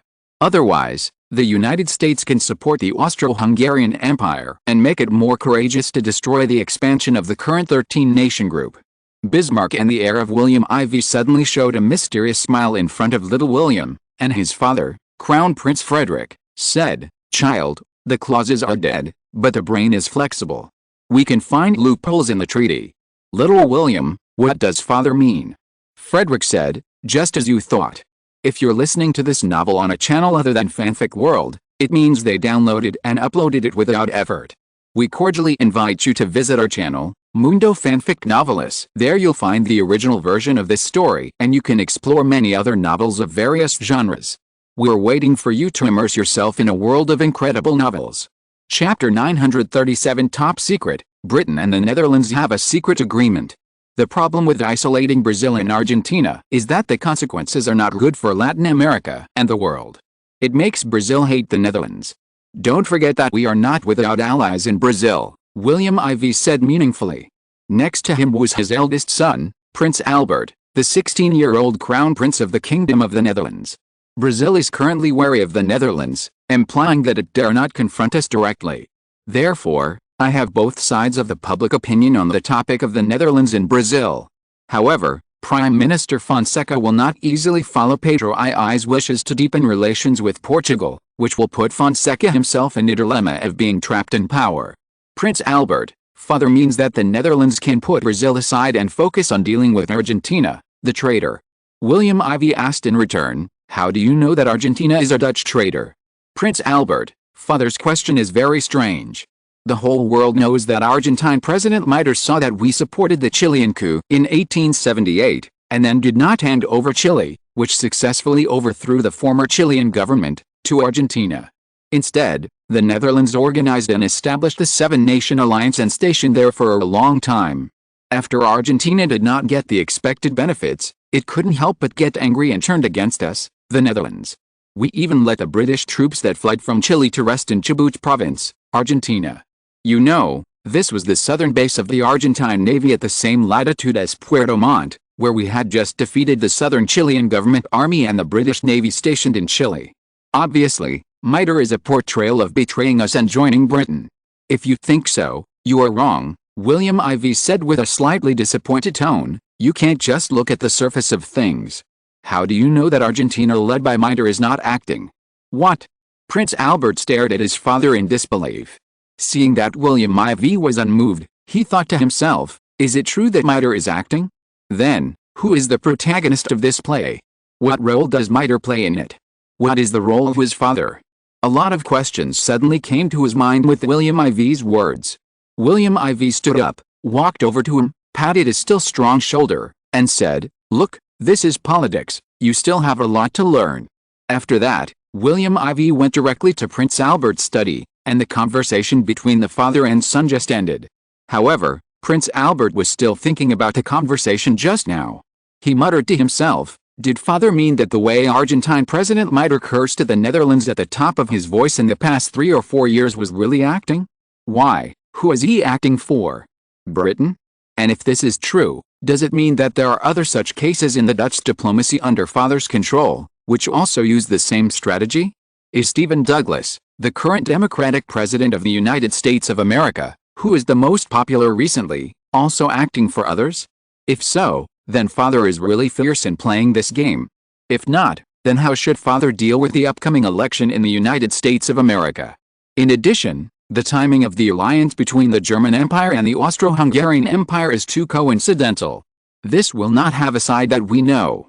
The practice of the German-Austrian alliance and the Netherlands to compete for Latin America is also deliberately done for Britain to see. Would the German Empire where Bismarck is located have close contact with the Netherlands in private? The purpose is to paralyze Britain, so that Britain is unwilling to take action against these two countries alone, so that the speed and distance of its rise will be longer? It has to be said that Prince Albert, as the Crown Prince of the Netherlands, has considered things very comprehensively over the years, although not completely, but not far from modern city. While Prince Albert continued to daydream, William Ivy answered in his private study. More than 10 soldiers took turns guarding within 10 meters outside the entire room, and there was another round within 30 meters around, with the number doubled. It can be seen how tightly guarded William Ivy's study is. At this time, William Ivy was holding 3 agreements in his hand. The first one was written by Mitre, President of the Republic of Argentina, the second one was written by Thiers, President of the Third French Republic, and the third one was also written by the name of the person, but it was written by Queen Victoria of the United Kingdom. However, it was also written behind it that the Netherlands and the United Kingdom jointly managed the Global Maritime Alliance Treaty. And the highest level of top secret was noted.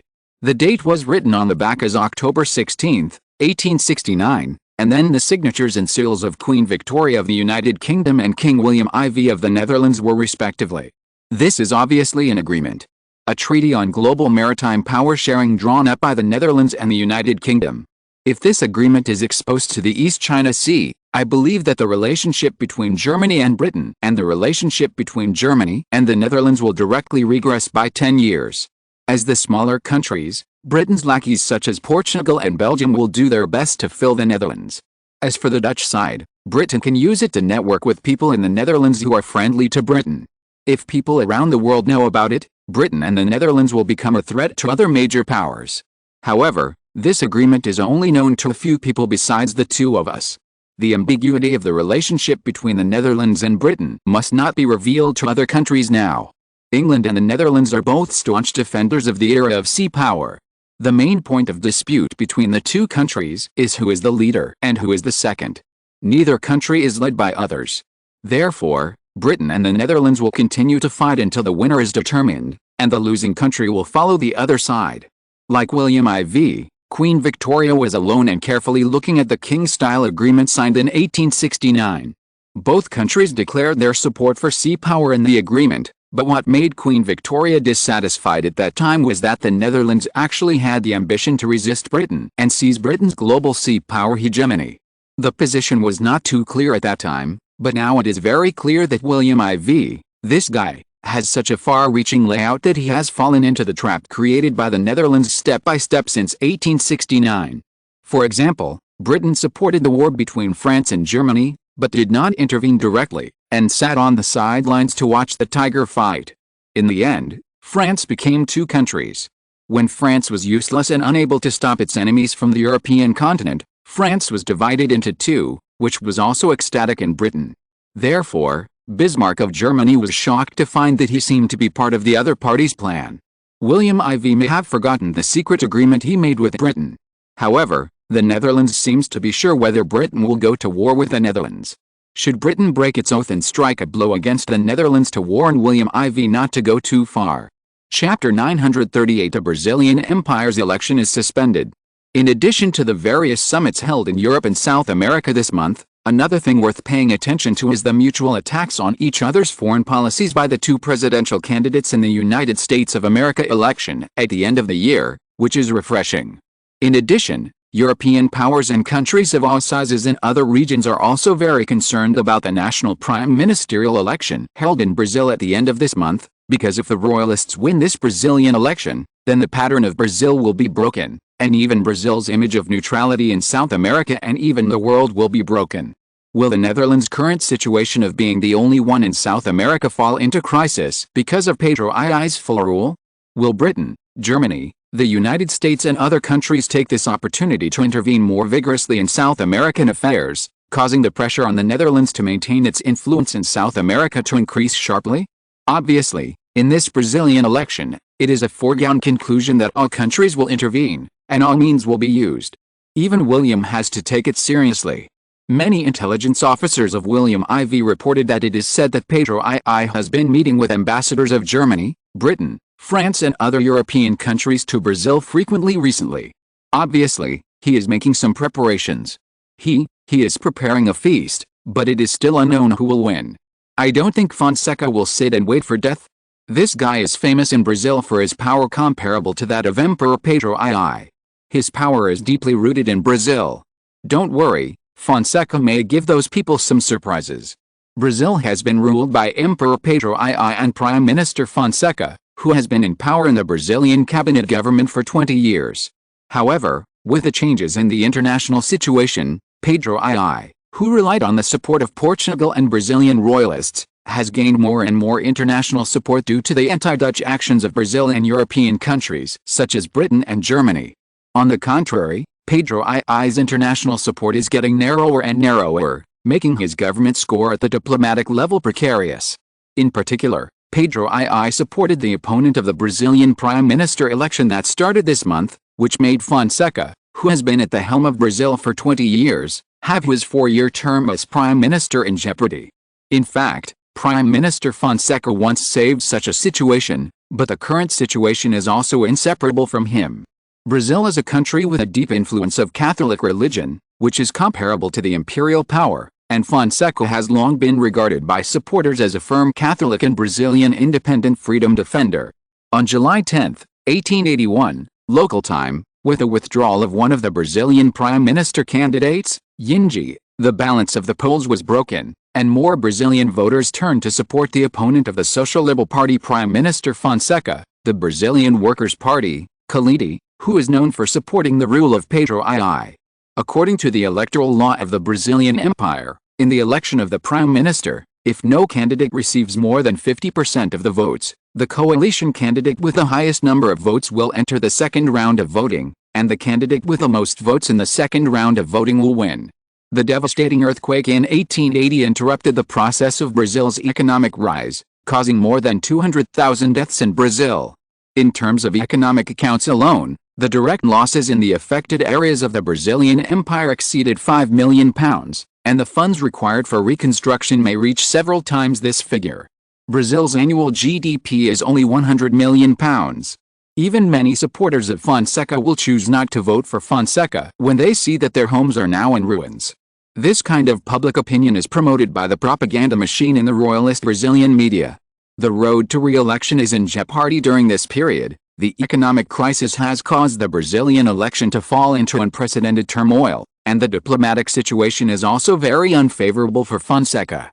Politically, the support of Pedro I's nationality-friendly countries has increased Fonseca's pressure sharply, which has made Fonseca's long-term mediation between the Netherlands, the United States, Britain, and Portugal become an important country that the three parties are trying to win over. The weight has suddenly decreased because he is pro-Dutch enough. On the contrary, it is possible that after Pedro I replaces him, Brazil will become the darling of international diplomacy again, which will make Pedro I score points in diplomacy. Of course, if Prime Minister Fonseca wins re-election, the balance currently maintained by Brazil will continue. This Brazilian Empire election will not affect the interests of the current Prime Minister Fonseca and the forces behind him, but also the fate of Brazil, and may even affect whether South America, Europe, Germany, Austria, and the United Kingdom can expand smoothly in Latin America. When Fonseca was elected Prime Minister of Brazil in the last election, 1877, he promised that in 1881, Brazil would become one of the top 10 economies in the world, and the per capita income would reach the level of Italy. As a result, the Brazilian Empire did it in 1879, but because of the earthquake, Brazil regressed again in 1880. Many people generally believe that if Fonseca cannot be re-elected for the fourth time, the most direct reason is the earthquake in the capital Rio de Janeiro in 1880. According to data from the Dutch investment agency, Brazil's GDP had reached an 11% growth rate in 1879, but it entered a negative 20% in 1880. It can be said that this earthquake caused Brazil's economy to regress seriously, which has shaken Prime Minister Fonseca's ruling position in Brazil.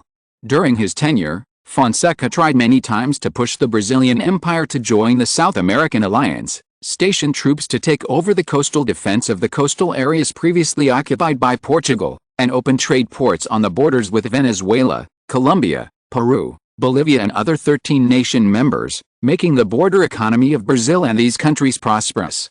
These were all opposed by Pedro I, who wanted to focus on the coastal areas rather than on the land border. The different approaches of Fonseca's move toward the west and Pedro I's move toward the two sides of the Atlantic Ocean in the east meant that the two men's forces were superficially maintaining the international balance of the Brazilian Empire and had close ties with various countries. Once the royalist coalition defeats Fonseca and takes power, the current balance of international relations will likely change. This is also what many people in Brazil are worried about. Therefore, although they are dissatisfied with the economic impact of the earthquake during Fonseca's administration in 1879, they have to continue to maintain the domestic balance. However, many people think that Fonseca's 5 consecutive terms since 1860 seem to be a lost cause. However, there are still many staunch supporters of Fonseca. They are all too many glorious supporters of Brazil's independence from Portugal, appreciate Fonseca's toughness in diplomacy, and are very wary of Brazil being brought back to the westernization of the Kingdom of Portugal by Pedro I. Therefore, domestic and international supporters of both sides are participating in the Brazilian election. This Brazilian election has even allowed the two candidates of the Democratic and Republican parties in the United States to participate in the debate on relations with Brazil. Let's see how much attention the Brazilian election has received. Chapter 939, The Network of Brazilian Emperor Pedro I. On July 10, 1881, Gerrit de Vries, leader of the opposition Liberal Party of the Kingdom of the Netherlands, met with Harry, the special envoy of Prime Minister Fonseca of the Brazilian Empire and deputy leader of the Social Liberal Party, in Melbourne. Harry said that after taking power, Fonseca and his Social Liberal Party vigorously promoted the economic reform of the Brazilian Empire, imitated the Netherlands to establish a central bank, banks and financial supervision agencies, and privatized the public sector. In just 20 years, the Brazilian Empire has become a wealthy country in the world. The growth of foreign trade and the influx of a large amount of foreign capital have brought vitality to Brazil. Among them, Foreign capitals such as the Netherlands, the United States, and the United Kingdom have a large amount of investment in Brazil. Merchants from these three countries are the largest investors in Brazil. Originally, before 1879, the Netherlands had a large amount of investment in Argentina, which promoted the economic development of Argentina. However, in 1878, Argentina had a bad relationship with the Netherlands because of the Chilean issue, and Dutch capital was transferred to Brazil. Instead, the Netherlands became the first investor in Brazil as a latecomer. It was even one of the main reasons for Fonseca's increasingly stable rule in Brazil. On July 15, 1881, supporters of the Social Liberal Party waved the Brazilian flag in Rio de Janeiro's People's Square. Pre-election polls showed that the competition for the prime minister's election was very fierce, but Khaleesi, the leader of the Labour Party who led Pedro I's support, was slightly ahead. Two polls last Friday showed that his support exceeded the threshold of 51%. The Prime Minister of the Brazilian Empire serves a 5-year term. The election imitates the Kingdom of the Netherlands and adopts the two-round voting system. In the first round of voting, the two candidates who received half of the votes in the region will participate in the second round. If a second round of voting is required, the second round of voting will be held in half a month. The Brazilian parliamentary election adopts a proportional representation system, and the threshold for political parties and party group alliances to obtain parliamentary votes is 5%. This time, Britain will support Pedro I, so we publicly support His Majesty the Emperor, who has made great contributions to the development of Brazil. On July 17, 1881, the spokesman of the Prime Minister's office under No. 10 Downing Street in the UK directly publicly expressed support for Brazilian Emperor Pedro I. Her Majesty the Queen has sent a telegram to Pedro I, asking him to send her greetings to the Brazilian people. At the same time, British capital operations will have more economic exchanges with Brazil in the next long period of time to help Rio de Janeiro improve its economy and keep pace with the economic development of Europe. The German Empire Embassy in Brazil announced that the German Empire has invited Pedro I to visit Berlin this year. At the same time, the Austro-Hungarian Empire also spoke out. Pedro I's mother is the Austrian Archduchess Maria Leopoldina, his grandfather is Franz II, his uncle is the former Austrian Emperor Ferdinand I, and in 1848 Ferdinand I passed the throne to his nephew, the current Austro-Hungarian Emperor Franz Joseph I. That is, Franz Joseph I is Pedro I's cousin. However, Vienna only replied, the combined fleet of the German-Austrian alliance will visit Rio de Janeiro in the middle of next month. This light sentence is very important. Pedro I's grandfather, Novi, was the King of Portugal, and his father, Pedro I, was the Crown Prince, of the United Kingdom of Portugal, Brazil and Algarve in 1816. However, after Novi defeated Portugal in 1821, he became the regent of Brazil. In 1822, there was a riot in Portugal and Brazil opposed Portugal's rule. Finally, in order to maintain the family's overall situation in Brazil, Pedro I declared Brazil independent and proclaimed himself the Emperor of Brazil. Therefore, he and Louis I of Portugal are uncle and nephew. Such a relationship made Louis I of Portugal announce in Lisbon that Portugal supports Pedro I's rule in Brazil. He also criticized Fonseca's behavior as prime minister to oppress his own emperor, which was very inappropriate. Portugal does not want the scene of traitors to happen in Rio de Janeiro. If it really happens, Portugal's 200,000-strong troops will stand on the side of Pedro I. Louis I's strong statement made people know Portugal's dissatisfaction with the situation in Brazil. Obviously, the attitudes of these countries are inclined to deal with Pedro I. However, it is somewhat surprising that although Spain announced that it would not take sides, it also expressed its optimism for Pedro I. Those who know the inside story know that this is because Pedro I and Isabella I are also relatives. It is also because his mother is Princess Carlota Joaquina of Carlos IV of Spain. Carlos IV later passed the throne to his son Ferdinand VI. Ferdinand VI had no adult sons, and finally had no choice but to pass the throne to his daughter Princess Isabella in 1833, but made his mother Queen Maria regent. She took power in 1843 and is now the King of Spain Isabella II. That is, King Isabella II of Spain is the cousin of Pedro I, and Pedro I is the son of his aunt. Obviously, Spain's statement has loosened the camp on the Dutch side. Since the Netherlands allowed Spain to join the Nordic alliance in 1869, The alliance between the Netherlands and Spain has been very strong. Many times, the two countries have stood together. Even when facing Britain, Spain and the Netherlands will not hesitate to stand on the other side to oppose Britain.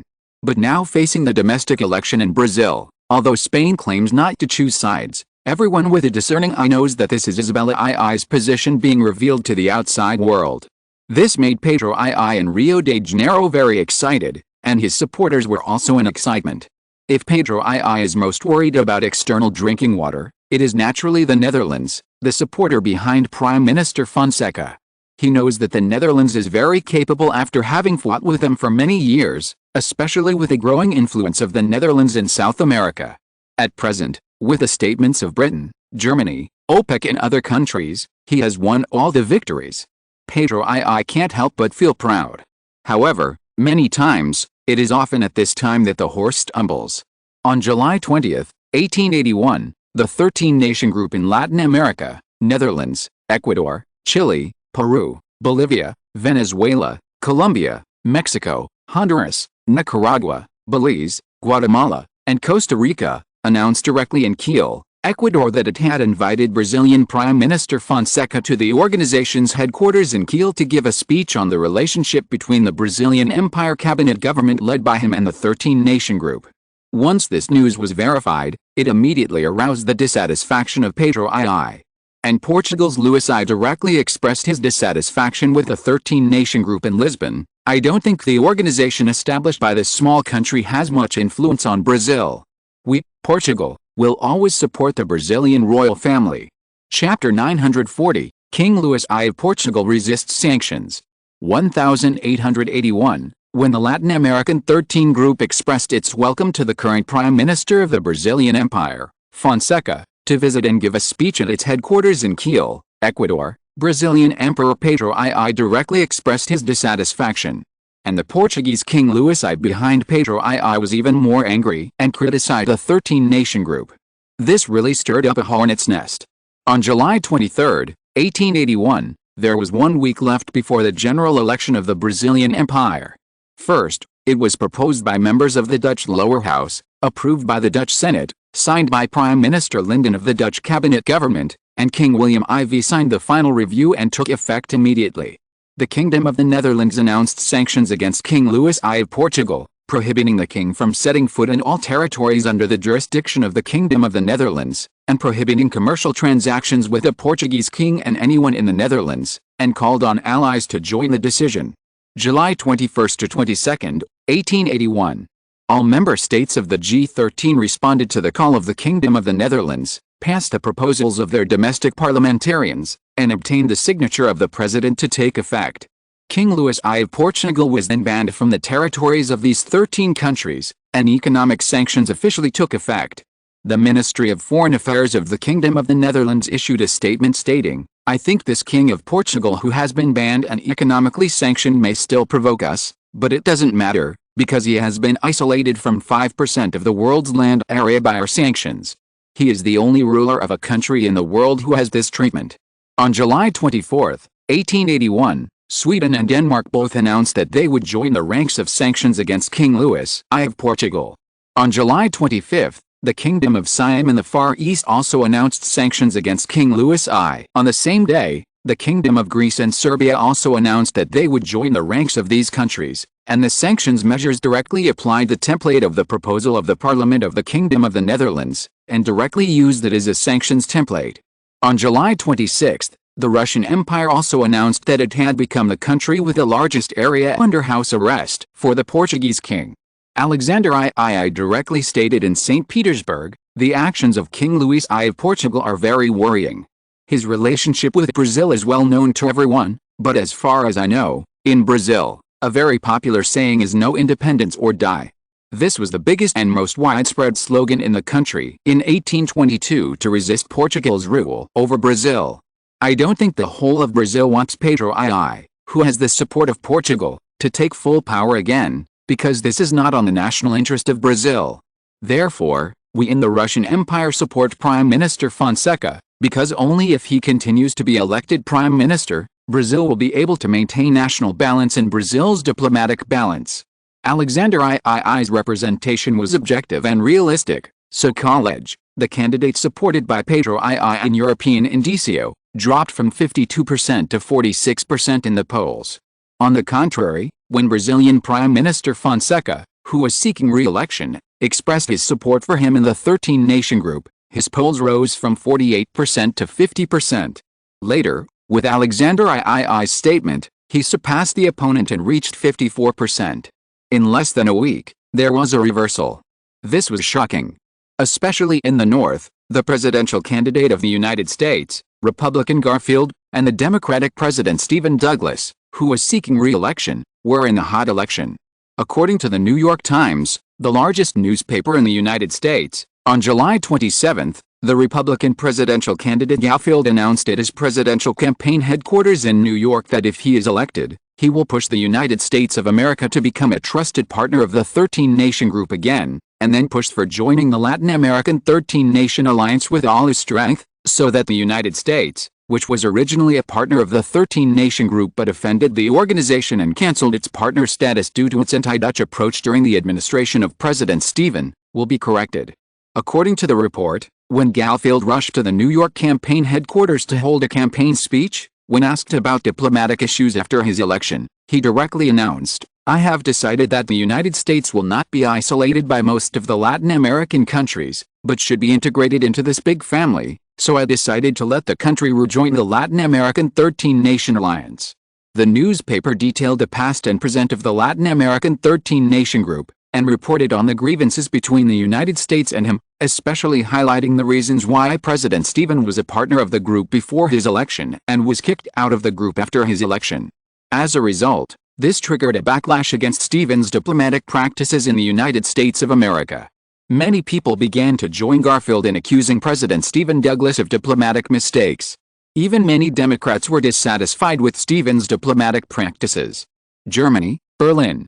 German Crown Prince Frederick and his wife, the German Crown Princess, British Princess Victoria and Crown Prince William were standing by, listening to their son, the German Crown Prince, talking about the Brazilian Empire election.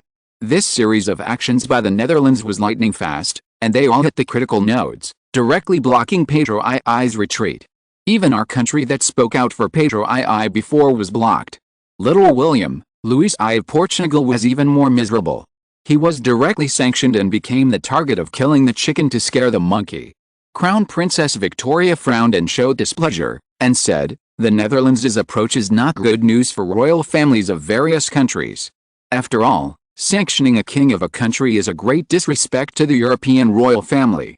After all, William IV was born in Europe, and this disrespect to the royal family will bring disaster to himself.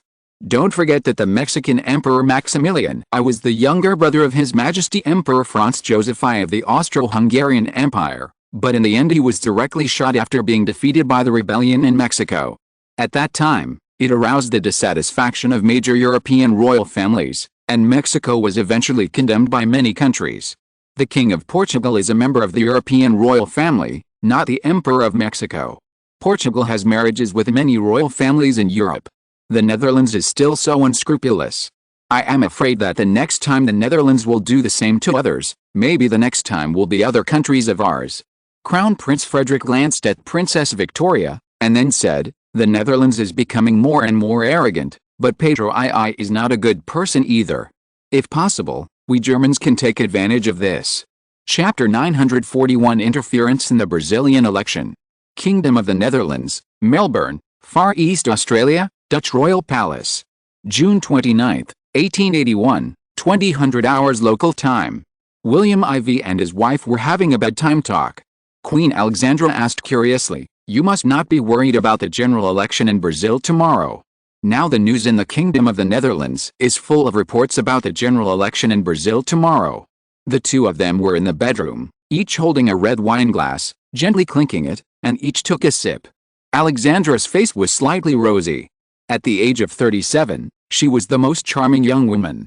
Although William IV had been married to her for many years, he couldn't help but feel his heart beating. He secretly thought that Alexandra was still so charming. No wonder the damned British Crown Prince Edward was still so far away from him after so many years. Also, No wonder he dared to show his love boldly during Alexandra's participation in Alexander II's funeral and Alexander II's accession to the throne. Alexandra, with a rosy face, saw William IV looking at her steadily, and couldn't help but roll her eyes at him. However, she was also happy that she could still be so obsessed with her husband at her age. William IV couldn't help but smile at the rolling eyes, and then said, "In Brazil, although Pedro II has the support of countries such as Butterfly Indicio, Fonseca is not a pushover. Believe me, Pedro II wants to fully govern Brazil. That's a dream." Alexandra asked more doubtfully, "Why are you so sure? Are you involved?" William IV did not give a direct answer, but said, "The 13-nation group supports Fonseca, which is enough to attract the attention of Europeans. You must know that except for the Netherlands, the other 12 countries are all Latin American countries. The one who is close to the water gets the moon first. Europe relies on warships to dominate the sea, but the South Pacific is the world of the Netherlands. The Pacific Sea Power is under the more than 200 warships deployed by the Netherlands in the Pacific, which is enough to deter Britain and even the other 3 countries. We have the sea control, plus the hundreds of thousands of troops of the 13-nation group in Latin America, and the 13-nation coalition forces equipped with advanced Dutch military equipment. Even if the British Army mobilizes, it is enough to make Britain bear the risk of losing more than half of its troops. Therefore, no country intervenes in Brazil, especially by force." Alexandra, "Then you are not worried about the results of the Brazilian election?" William IV shook his head this time. "It's not a question of whether I need to worry or not, but I have received intelligence that Fonseca will definitely win in Brazil." Alexandra, "Are you so sure?" William IV looked at her and smiled mysteriously again. "So sure." At 8 a.m. on June 30, 1881, local time in Brazil, the Brazilian Prime Minister election, known as the most critical election in the first half of 1881, kicked off. At this critical moment, the 2 main candidates unexpectedly unanimously asked a question during the campaign: interference in internal affairs. Just the night before, on June 29, local time, when the last day of the election was held, the leader of the Brazilian Social Liberal Party, Prime Minister Fonseca, who was seeking re-election, accused his opponent, the Brazilian Workers' Party behind Colizzi, of collaborating with King Luís I of Portugal, the former colonial master, to overthrow his government and interfere in Brazil's internal affairs. Fonseca named and accused the leader of the Brazilian opposition party, Colizzi, of having close ties with Brazil's western and northern neighbors. These countries have released false news and interfered in Brazil's internal affairs. This confrontation on the eve of the election undoubtedly revealed its importance. This also made the governments of Western European countries, the 13 Latin American countries and neutral countries pay close attention to the direction of the election. So why is the end of this election so eye-catching? What is its importance? Where will the election result lead Brazil? Professor Adolf, an expert on American issues at the National Policy Institute in Melbourne, believes that even if Fonseca is no longer in power, the domestic situation in Brazil will not develop in the direction expected by some Americans. Adolf pointed out in interviews with several media that Fonseca would not lose the election in the Brazilian Empire, because the top leaders of South American countries would be very unhappy. Over the years, Pedro II of the Brazilian Empire cancelled his application to join the 13-nation group led by the Netherlands, and insisted that Venezuela hand over the Amazon state to Brazil. In particular, the Brazilian Republican revolutionaries who were dissatisfied with the anti-imperial system held their head there, waiting for an opportunity to lead the people in Brazil to oppose Pedro II's constitutional monarchy. However, this move further angered several countries in the South American Republican system, especially Venezuela.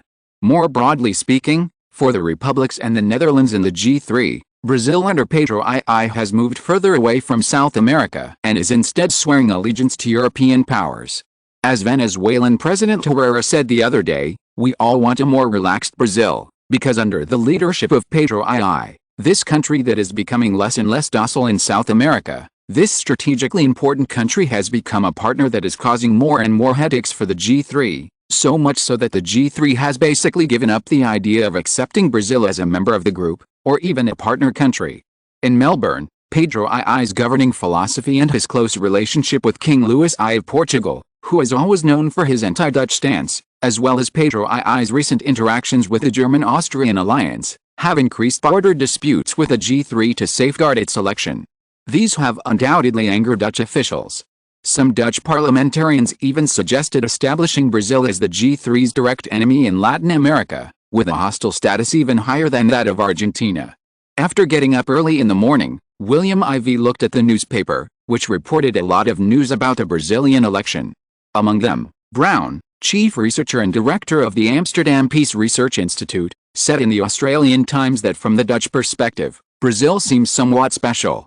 Although it is a South American country, its huge size makes it the only dominant country in South America. Prime Minister Fonseca is pro-Dutch and pro-G13, and should have been an ally of the Netherlands and the G13. But it is not a member of the G13, nor an ally of the Netherlands. In fact, Brazil is hesitant about regional and global issues, especially the G13 issues, because of Pedro II's vision, which makes Brazil's dual-head politics become cautious. And finally, Brazil is close to Britain, Germany, Austria, Spain and Portugal, and is relatively close to these countries. Therefore, Britain, France, Germany, Austria, Portugal and other countries do not want to see Fonseca continue to be re-elected.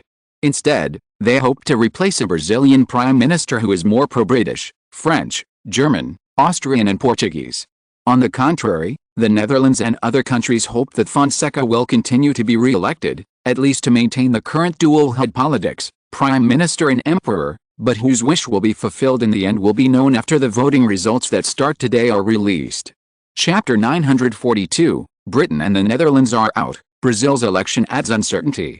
Britain does not particularly want to see Prime Minister Fonseca successfully re-elected as Prime Minister of Brazil in the general election, but rather a more pro-British Prime Minister. This is Britain's basic attitude and position, but I think there should be doubts as to whether Brazil's domestic elections and domestic politics will develop in the direction expected by some British political forces. Nicholas Pearson, first Deputy Foreign Minister of the Netherlands Ministry of Foreign Affairs, directly expressed his views on the Brazilian election. According to what we know, there is news that due to the united resistance of the 13 South American countries, the influence of traditional European powers such as Britain in Latin America has been declining, and the situation is extremely difficult. Britain and other countries are planning to force Fonseca to step down and support Brazilian Emperor Pedro II in Brazil to support a Brazilian cabinet prime minister who completely obeys the interests of traditional European powers. Britain and other countries are making plans to involve the Brazilian Empire in conflicts with the surrounding 13 Latin American countries, especially Venezuela, Colombia, Peru, and Bolivia, which border Brazil from north to south. These countries border the marginal areas of Brazil. Brazil has disputes with these countries on the borders. Therefore, if Brazil is supported by Britain and other countries, Pedro II may take the opportunity to break up relations and consolidate the people's support for his own rule. And all of this, at present, it seems that Prime Minister Fonseca, who is mild to neighboring countries, has undoubtedly become a stumbling block to the strategy of Britain and Pedro II. On the contrary, British newspapers published the words of British Foreign Secretary Greville. Greville said that during a secret visit to Britain, colleagues of the opposition Labour Party of Brazil said, "We in Brazil should stand on the side of Germany, Austria, Britain and Portugal in the conflict between Britain and the Netherlands or Germany, Austria, Britain and Portugal and the Group of 13. Greville said that this was a clear message to Britain, Germany, Austria-Hungary, Portugal and other countries, promising that if he came to power, he would take a position against the Netherlands and the Group of 13. Brazil's current Prime Minister Fonseca is undoubtedly very clear about this. He has publicly criticized Britain for interfering in Brazil's internal affairs many times recently. At the end of March, British Ambassador to Brazil Frager secretly met with Brazilian opposition candidate Collegia in Rio de Janeiro, and once expressed anger with Prime Minister Fonseca. On April 18, the Interior Minister of Fonseca's cabinet government, SOI, publicly criticized Portugal and Britain for interfering in Brazil's internal elections. On May 30, SOI again claimed that Britain and Portugal would join forces to try to complete the coup they launched during Brazil's 1881 South Prime Minister election on June 30, the general election day. On June 23, yesterday, local time, at the last 2 days of election rallies, Fonseca also publicly accused Brazilian oppositionists Collegia and Brazilian Emperor Pedro II of cooperating with Portugal's Luís I to overthrow his democratically elected government and return to the colonial era as a former colonial power. Portugal and Britain refused to acknowledge the accusations in the face of Fonseca's accusations. A spokesman for the British Prime Minister's office at 10 Downing Street responded that Brazil is a friend of Britain, and Britain is very optimistic about its influence in South America. Britain is paying close attention to this election, but London will not favour any party in the election.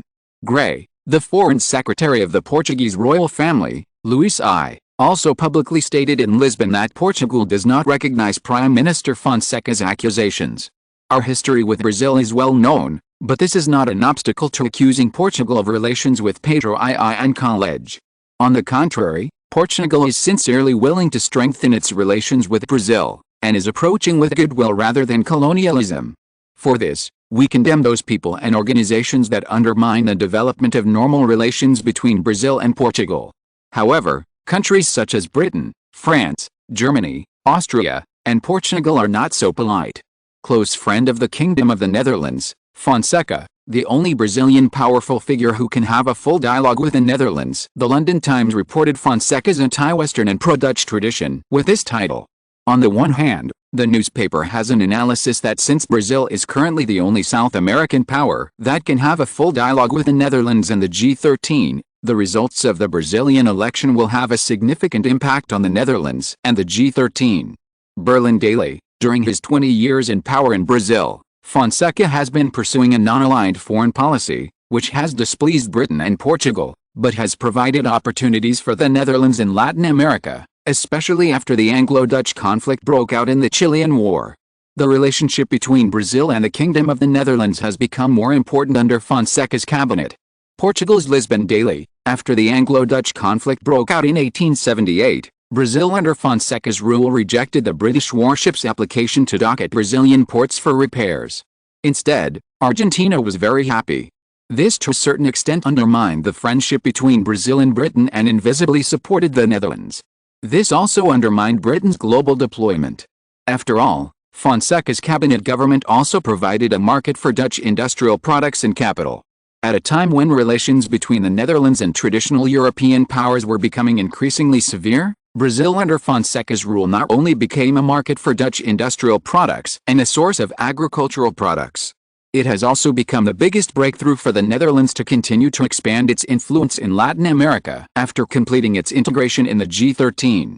Hugh Smith, president of Cambridge University and dean of the School of Political Science, said in the Australian Daily that after the outbreak of the Anglo-Dutch conflict, when Europe and Asia expressed their views and many Latin American countries took sides, Brazil has become the hot pot among the major regional foreign powers. It not only provides industrial product markets for Britain and the Netherlands in the domestic market, but also provides a fixed consumer for the weapons of the two countries in terms of military weapons. In addition, Brazil's score on the international diplomatic stage has increased more and more significantly in recent years. Brazil's goal is to participate in the power of global powers at a high level. Unlike Pedro II, who only wanted to maintain royal power and get close to Western countries, the Fonseca cabinet government is more willing to develop Brazil's participation in the world management system internationally. This is largely due to the Anglo-Dutch conflict and Brazil's role as a major power in Latin America. At the same time, Tim pointed out that the Brazilian Empire, which is moving slowly, has recently benefited from purchasing a large number of advanced weapons from the Netherlands and Britain. Because Pedro II and Fonseca have very different foreign political attitudes, this has made it very easy for both parties to win over each other, allowing Brazil to gain real benefits.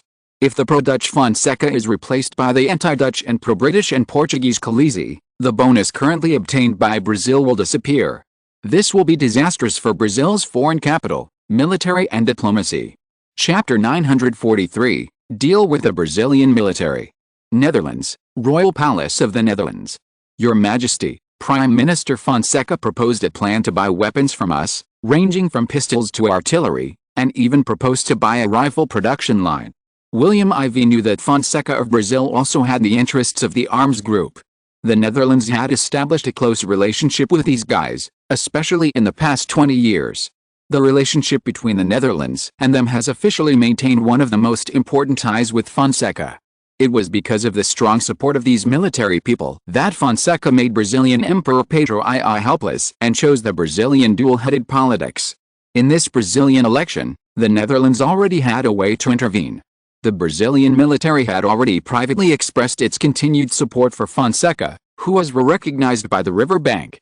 So William IV knew that these people would definitely take action, but he didn't expect him.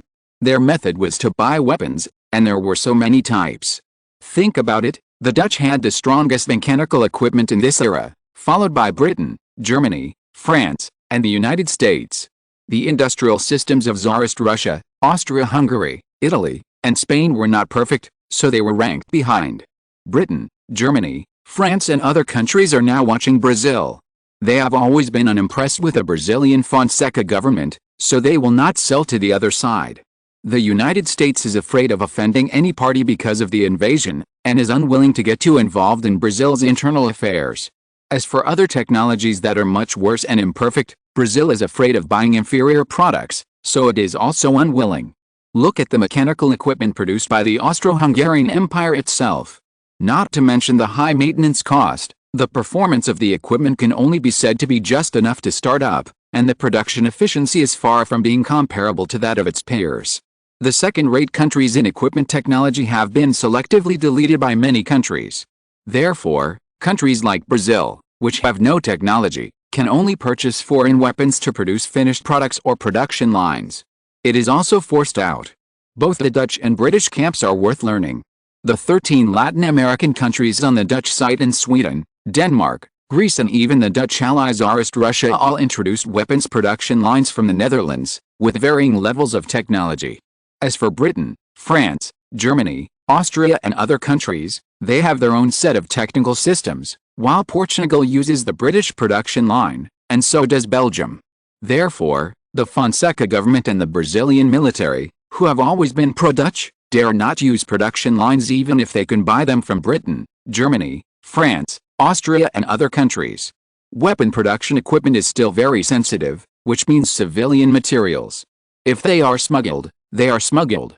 It is not impossible to buy them from these countries.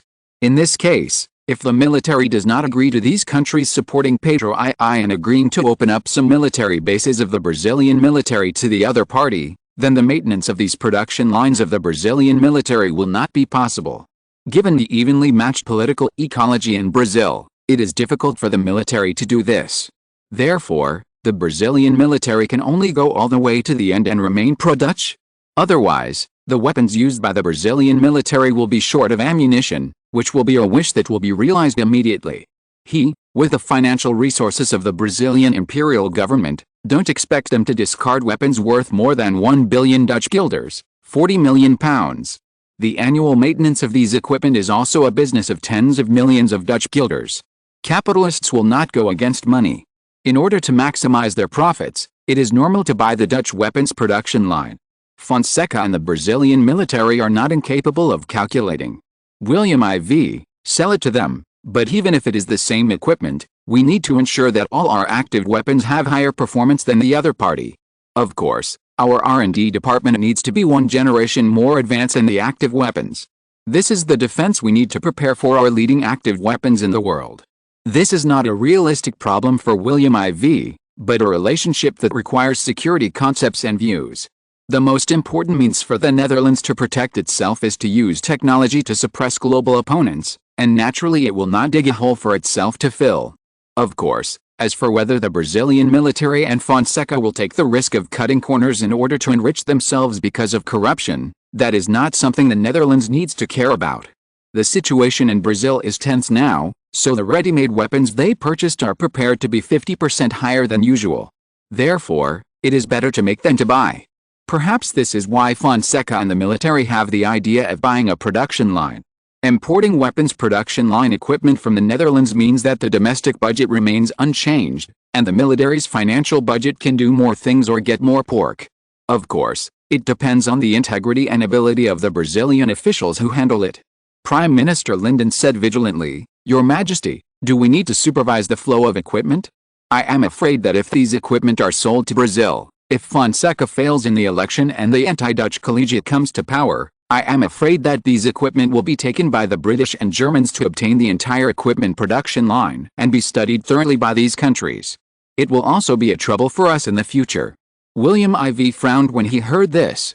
It must be said that Lyndon's idea is still very much considered for the position of Prime Minister. There is no technology blockade in this era, but in the field of military industry, each country is like a workshop, each has strict control, and the formula is strictly prohibited.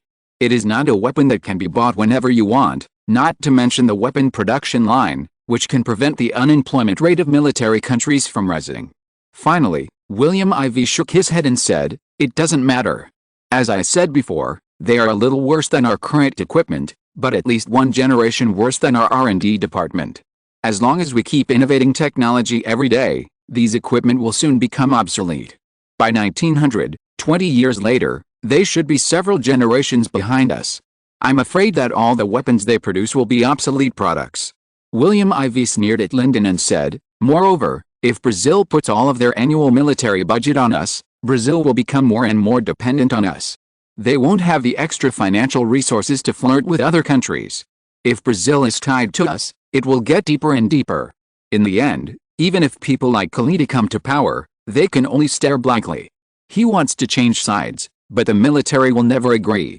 A country that has been sending money to the Netherlands for a long time to keep the money needed for our military research and development is definitely a blessing for us.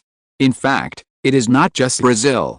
All the brothers in the Netherlands have Hecken, who are good at making money. Even the powerful Russian Empire, in terms of military weapons production, more than 50% of its weapons are produced in the Netherlands. Therefore, the relationship between the Netherlands and Tsarist Russia has changed over the years.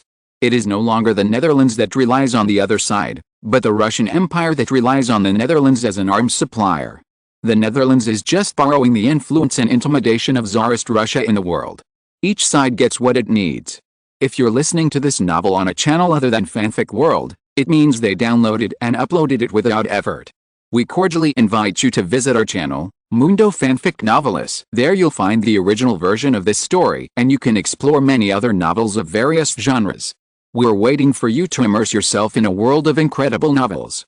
Chapter 944, Dutch internal affairs are also a big issue. Royal Palace of the Netherlands. Prime Minister Lyndon, voting has already begun in the Brazilian election.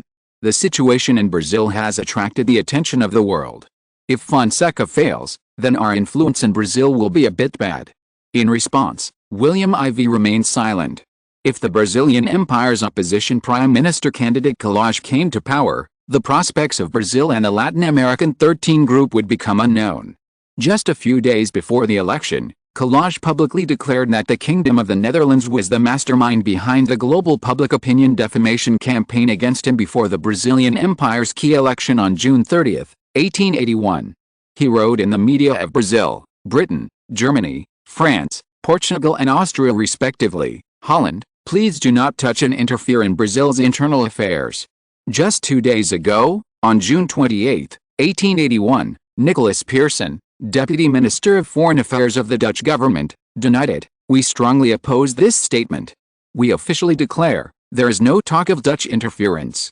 If someone says that the information provided by Collegiale is a lie, then, newspapers of the Group of 13 including the Netherlands and the Netherlands' global partners Sweden, Denmark, Tsarist Russia, Greece, Siam and others directly reported that if Collegiale came to power, he would lead the Brazilian Empire to get closer to Britain, France, Germany, Portugal and Austria and restore Brazil's western position." Curie, an expert at the International Affairs Committee of the University of Sydney in the Netherlands, also believes that if Collage is tough in the Brazilian election, Collage will be more active in cooperating with old European countries including Britain, France, Germany, Austria and Portugal, and will let these countries share the overall view of Brazil's important strategic military ports in South America. William IV thought for a moment and said, "Fonseca, a strongman who rose up with the populism against the Portuguese colonialism in Brazil, has risen one after another.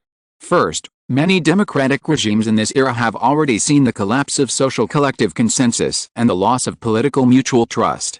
Fonseca, who has been in power in Brazil for a long time, from 1862 to now, almost 20 years, is a typical political strongman in the eyes of European countries where the European royal family is now in power. He is a strongman who has always suppressed Pedro II in the top power of Brazil. In short, if we look at the rationalism of improving economic conditions and people's lives, Fonseca should lose the election because of the economic difficulties he has recently faced and the earthquake that damaged the Brazilian capital 2 years ago.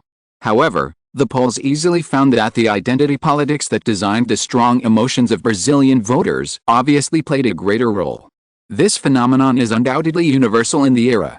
At a time when the international community elites and the general public are increasingly at odds in their cognition, the public, who lack basic trust in the elites and the system, are increasingly unwilling to accept the so-called political strongmen outside the royal families of various countries.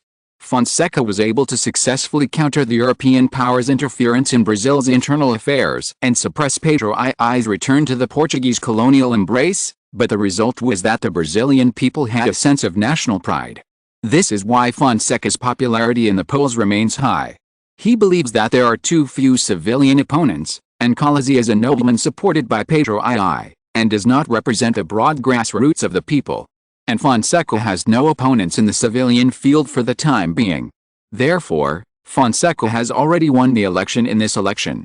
In fact, Fonseca took advantage of this election to purge those fence-sitters in his party, tighten his relationship with the Brazilian military, and become the only agent of the Brazilian military.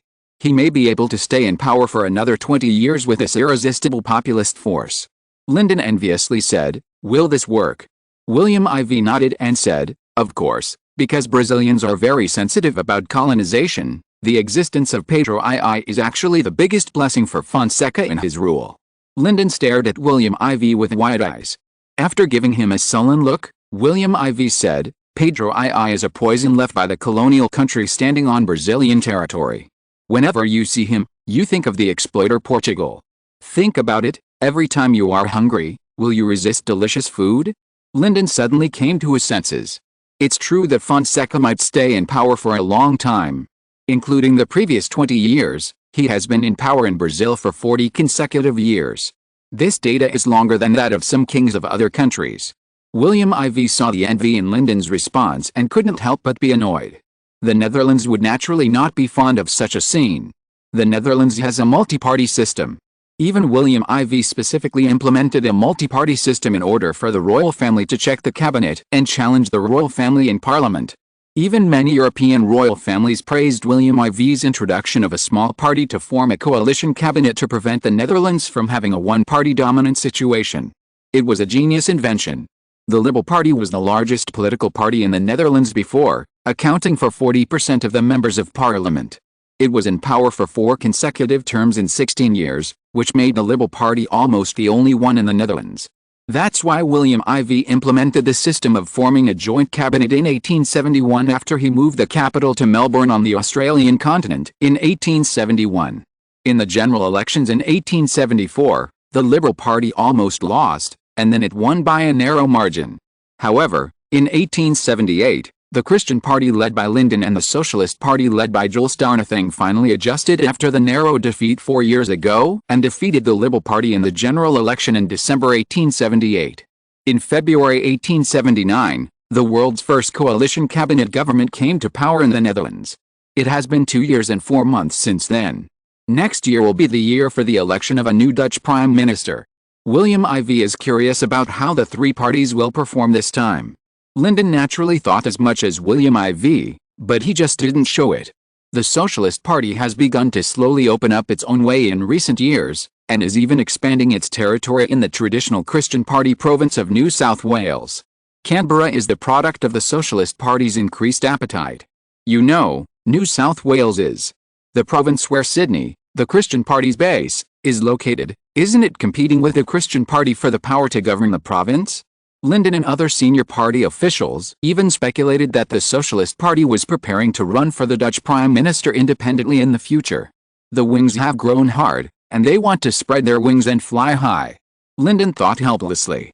But they have no choice, because they are afraid that if they hit the other party too much, they are also afraid that the Socialist Party will directly cooperate with the Liberal Party, and the Christian Party will have almost no chance of winning in the next term. Lyndon was troubled. The Socialist Party was walking in the normal temperature zone between the 2 parties, eroding the territory of the 2 parties, but not completely offending the Ice and Fire Party, which would allow the other party to get a lot of benefits. Lyndon was a little envious of the other party. It is said that the Socialist Party has now become a political party outside the two-party system in many countries in the international community. Ask them about how to do this. Chapter 945, Will the British-Dutch decisive battle take place in America?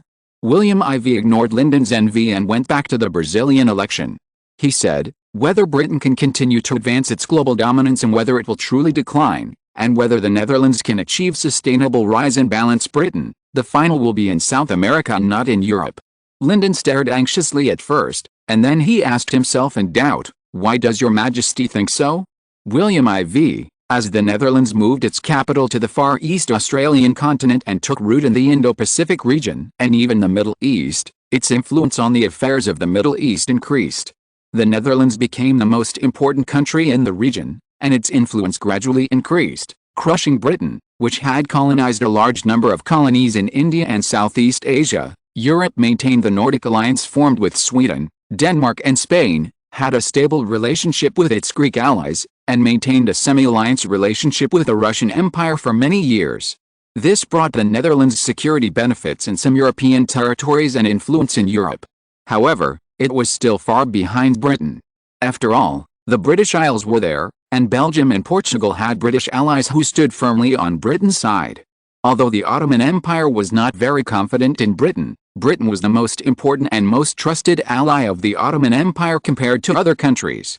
Therefore, the Ottoman Empire added Bulgaria to allow Britain to stabilize in southeastern Europe with all its strength with the support of the Mediterranean fleet and Egypt. In Africa, Britain owned South Africa, Sudan, and the African part of Egypt, but compared with the Netherlands, which owns North and South Congo, Gabon, Uganda, Rwanda, Kenya, Tanzania, Zambia, Madagascar Island, northern Angola and northern Mozambique, northern Zimbabwe, Mauritius Islands, etc., Britain occupies the key areas of important shipping routes in North and South Africa, while the Netherlands occupies the horizontal continent in Central Africa and the roads that run through the region. At present, the Netherlands is organizing African blacks with Dutch nationality and indigenous immigrants from the Australian continent and the East Indies, now Indonesia and Nigeria, to build a main line and multiple branch railway arteries. From Kinshasa, the capital of Congo, it goes straight east to Bujumbura, the capital of Burundi, on the northern coast of Lake Tanganyika, the largest lake in Africa, then southeast to Dodoma, the capital of Tanzania province, and then east to the coastal port of Dar es Salaam. This is the first planned horizontal railway under construction that runs through Africa from east to west. Construction began in 1880 and it is expected that the railway will be open to trains in 1890. The second plan is the one that is currently under review. The Netherlands claimed Luanda, the former capital of northern Angola, after defeating Portugal. It will go east to Luo City at the junction of Angola and southern Congo, and then go south to Lusaka, the capital of Zambia. The east direction extends to Blantyre in Malawi and Quelimane Port in Mozambique. The second plan will probably start construction in 1890. It will be open to traffic 10 years later in 1900. When these two railways are fully open to traffic, their influence in Africa will increase greatly, and even their global transportation influence will not be much inferior to that of Britain, which occupies key straits and global shipping routes. With the thoughts that William IV uttered, Lyndon couldn't help but get excited. It's true that the opening of these two railways will greatly reduce the monopoly of Britain, which occupies South Africa and the Suez Canal in northern Africa. William IV, as the Netherlands' influence in regional affairs in Europe, Asia and Africa increases, the Netherlands' global influence has once again risen to a high level, but Britain and the Netherlands will next engage in a tough battle in the Americas over territory and strength, comprehensive national strength and global influence. Based on the current situation of the Anglo-Dutch conflict, it seems that there is no sign of a Napoleonic war between Britain and the Netherlands, but at least there is no skeleton that will support Britain and the Netherlands in a substantive military operation. Why? Because every country is unwilling to draw fire to itself. Japan in the Far East has newly allied with Britain, but privately showed goodwill to us. France is pro-British, but has not been seen in Britain's recent actions. The Ottoman Empire is an ally of Britain, but has repeatedly preferred to sell land to us.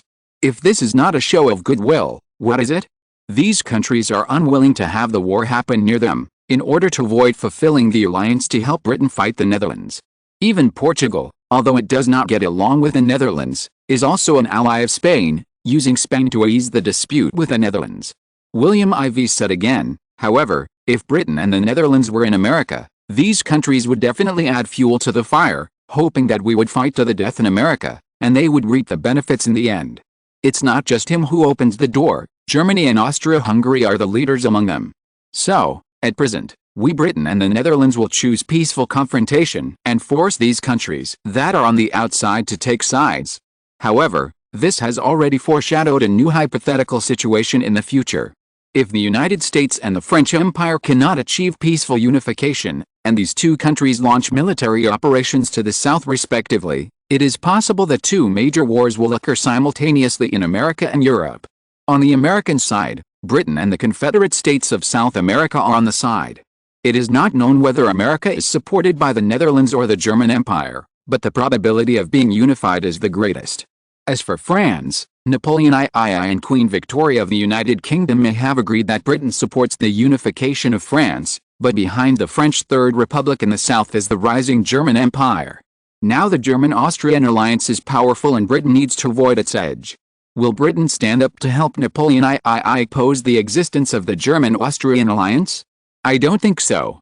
Therefore, the unification of the two Frances is even less reliable than the unification of the United States, but it is not impossible that Britain will stand on the side of Paris to support it, although the strength is limited. After pondering for a moment, Lyndon said at this time, according to Your Majesty, the reorganization and upgrading of the European International Alliance may lead to a new pattern of war in the second half of the 19th century. Britain, the Second French Empire, Belgium, Portugal, and the Ottoman Empire on one side, and the German-Austrian alliance and the French Third Republic on the other side. Italy may lean towards Britain and France. Other European countries such as Spain, the Netherlands, Denmark, Sweden, and Tsarist Russia will remain neutral. If this is the case, it will become a confrontation between three major camps of countries. The war that breaks out will definitely be global, even more terrifying than the Napoleonic Wars in the first decade of this century. Moreover, this is only the European part, not counting the colonies and other countries of various countries in the world. At that time, the world will once again use military victory as a basis for reorganizing the global governance system. William IV thought of the First World War in more than 30 years and the Second World War in 60 years, and he couldn't help but worry more about the future. He found that the development speed of the Netherlands was still a little slow and should be accelerated. Chapter 946, Can Texas be taken down? Prime Minister Lyndon reminded, Your Majesty, perhaps we can ask the Brazilians to pay for the goods in Brazil and also give them some gold and silver, so as to reduce a risk. William IV said, No need for the time being, our risk is still within controllable range. Don't rush to remind the Brazilians, now their gold and silver are flowing into the Netherlands at a very fast speed. Our Dutch economy does not rely solely on the sales of Dutch products in Brazil to achieve rapid development. It does not rely solely on the Brazilian market. Mr. Lyndon, you may not have noticed that in recent years, British, German and American capital has been pouring into Brazil crazily, and the total investment has increased several times compared with the same period in previous years. In fact, there is no shortage of gold and silver metal currencies in the Brazilian market. According to previous infusions, although the Brazilian election is over, Pedro II and Fonseca will continue to fight for a long time. The age difference between the two is not big and the political balance is stable, so these capitalists who invest in Brazil are counting on multiple bets to get rich, and they have invested in building factories in Brazil. William IV said, because many of them are occasional investors who are not very good at collecting information, they don't know how many piers have been added recently, and they haven't noticed that the Brazilian military has frequently mobilized troops and that the military will help Fonseca. In fact, these people have become victims of the Brazilian political quagmire without knowing why. Lyndon, yes, the Brazilian market is crazy now. Investors, including those from the United States, are about to rush to invest there. Our Dutch cabinet government has already formulated several emergency plans. William IV naturally understood what this so-called plan was. As the world's leading advanced capitalist country, the Netherlands has occupied a high financial position in the world since the tulip finance. From the perspective of capital paying attention to the laws of the market economy, once a war breaks out in Brazil, or even after the war ends, Brazil's economy will immediately face the problem of difficult transformation. It's okay for the capitalists who entered the market in the early stage. They got the sweetness of profit, which can support their transformation. But the capitalists who came in later were miserable. They had to face transformation before they made any money, and bankruptcy was inevitable. Therefore, the situation of our Dutch capitalists investing in Brazil needs to add the situation of the Brazilian military's involvement in politics to the emergency plan. Of course, if the military voices some changes, which makes Brazil more pro-Dutch, then we in the Netherlands are still willing to help Brazilians digest some bonds, add fuel to the fire after the investment ebbs, and make some money. It is also a good choice. At that time, after Fonseca faced the economic crisis in Brazil, the investment of the Netherlands could realistically support Prime Minister Fonseca, and at the same time increase Brazil's fiscal revenue, laying the foundation for Brazil to accelerate its domestic development. If the economic boom continues, it will only take 2 or 3 years for Brazil's total economic volume to be comparable to that of medium-sized European countries, such as Portugal. Even if the economy collapses at that time, Brazil can use the capital invested by capitalists from countries such as Britain, Germany, Portugal and other countries to leave a large amount of assets to support Brazil's economic development. It is easy to invest foreign money, but it is difficult to withdraw it. Once it becomes various fixed assets, it is not easy to disguise it. Lyndon understood what William Ivey said. His Majesty believed that the military would fully support Fonseca from now on, and the capital introduced by Pedro II would eventually become Fonseca's meal. Your Majesty, Britain and Germany are interacting frequently at present. I am afraid that if these two great powers unite, it will hinder our global ambitions. If it doesn't work, I think we can let the Russian Empire put pressure on Germany to make it restrain itself.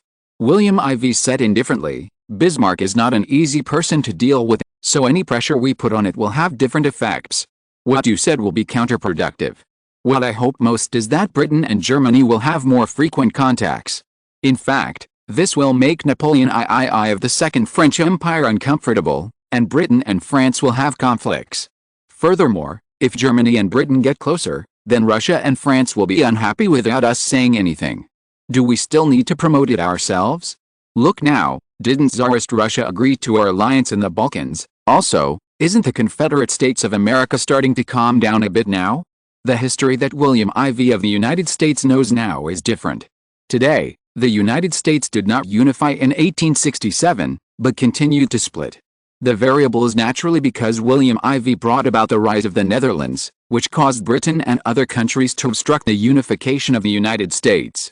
The southern United States of America now owns South Carolina, Mississippi, Florida, Alabama, Georgia, Louisiana, Texas, Virginia, Arkansas, Tennessee, North Carolina, Missouri, and Kentucky. The northern United States of America includes Minnesota, Vermont, New Hampshire, Massachusetts, Connecticut, Rhode Island, New York, Pennsylvania, West Virginia, Maryland, Delaware, Kentucky, Ohio, Indiana, Illinois, Missouri, Kansas, Iowa, Wisconsin, Michigan, and New Jersey. In the western United States, Oregon and California are currently loyal to the Northern Confederacy, while the southern Arizona region is biased towards the Southern Confederacy. As for the central Indiana region, it is impartial.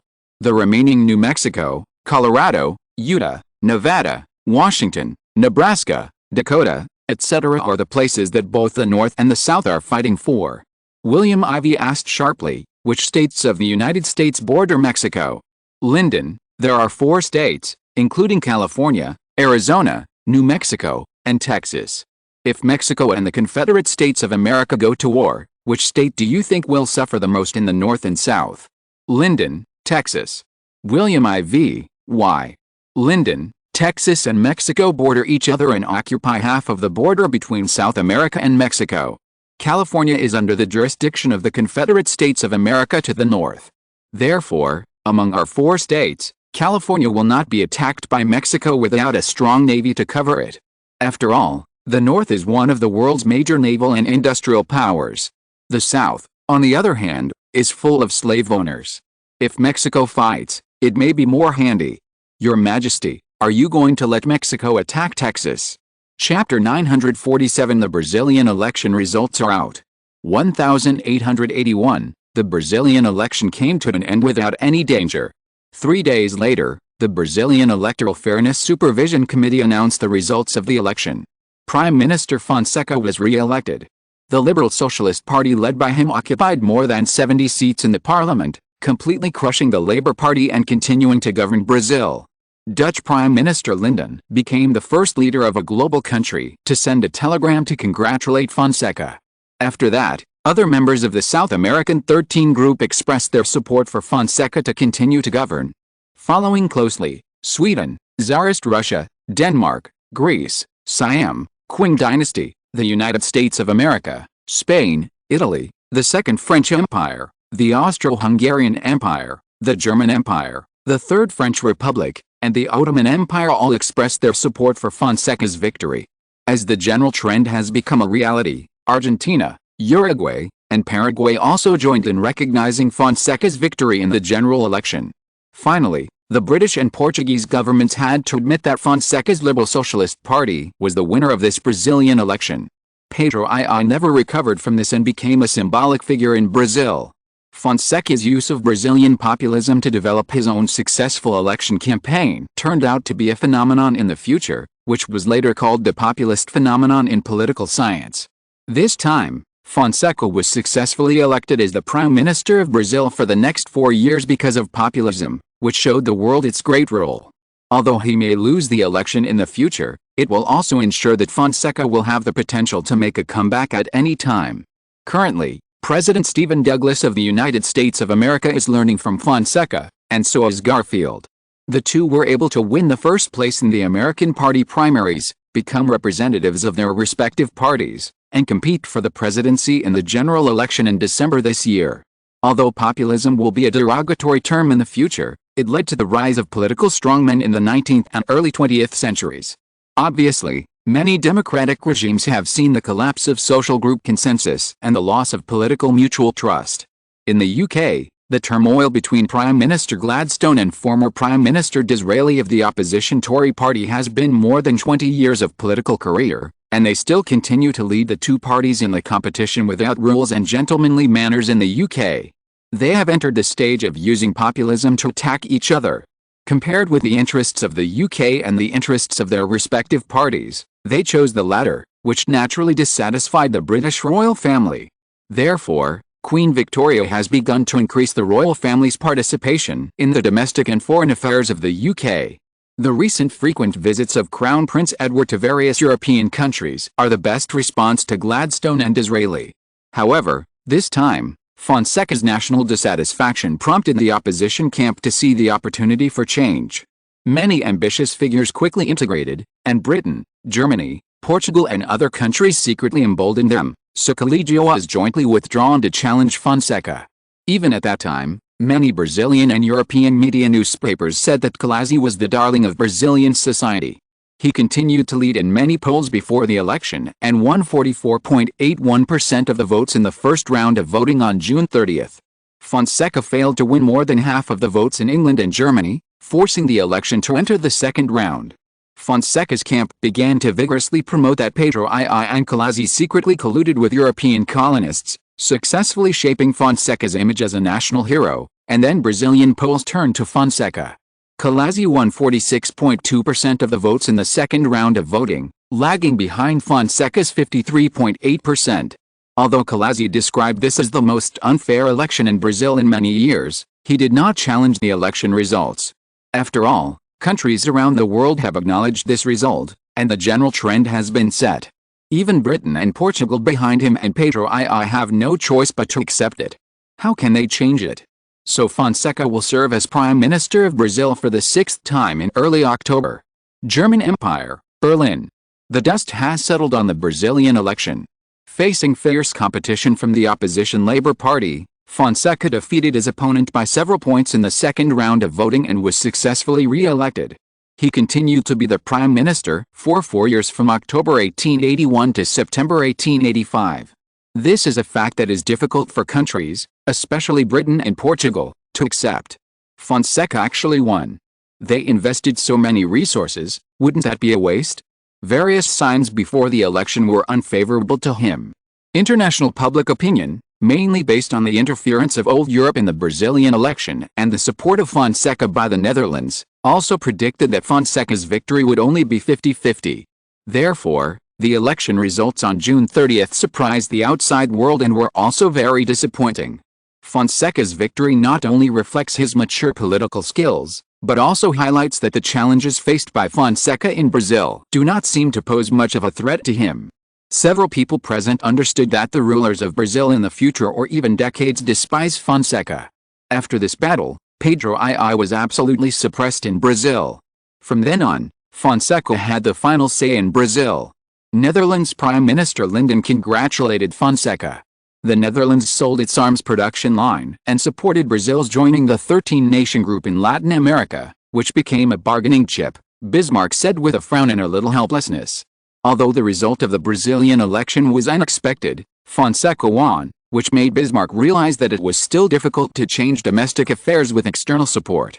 Fonseca won the Brazilian election beautifully this time, showing that Pedro II was far less influential than Fonseca, which made Bismarck very distressed. If Collegium wins, Britain will take the lead with Portugal to hedge against the influence of the Netherlands in Latin America, and the German-Austrian alliance will take the opportunity to rise there.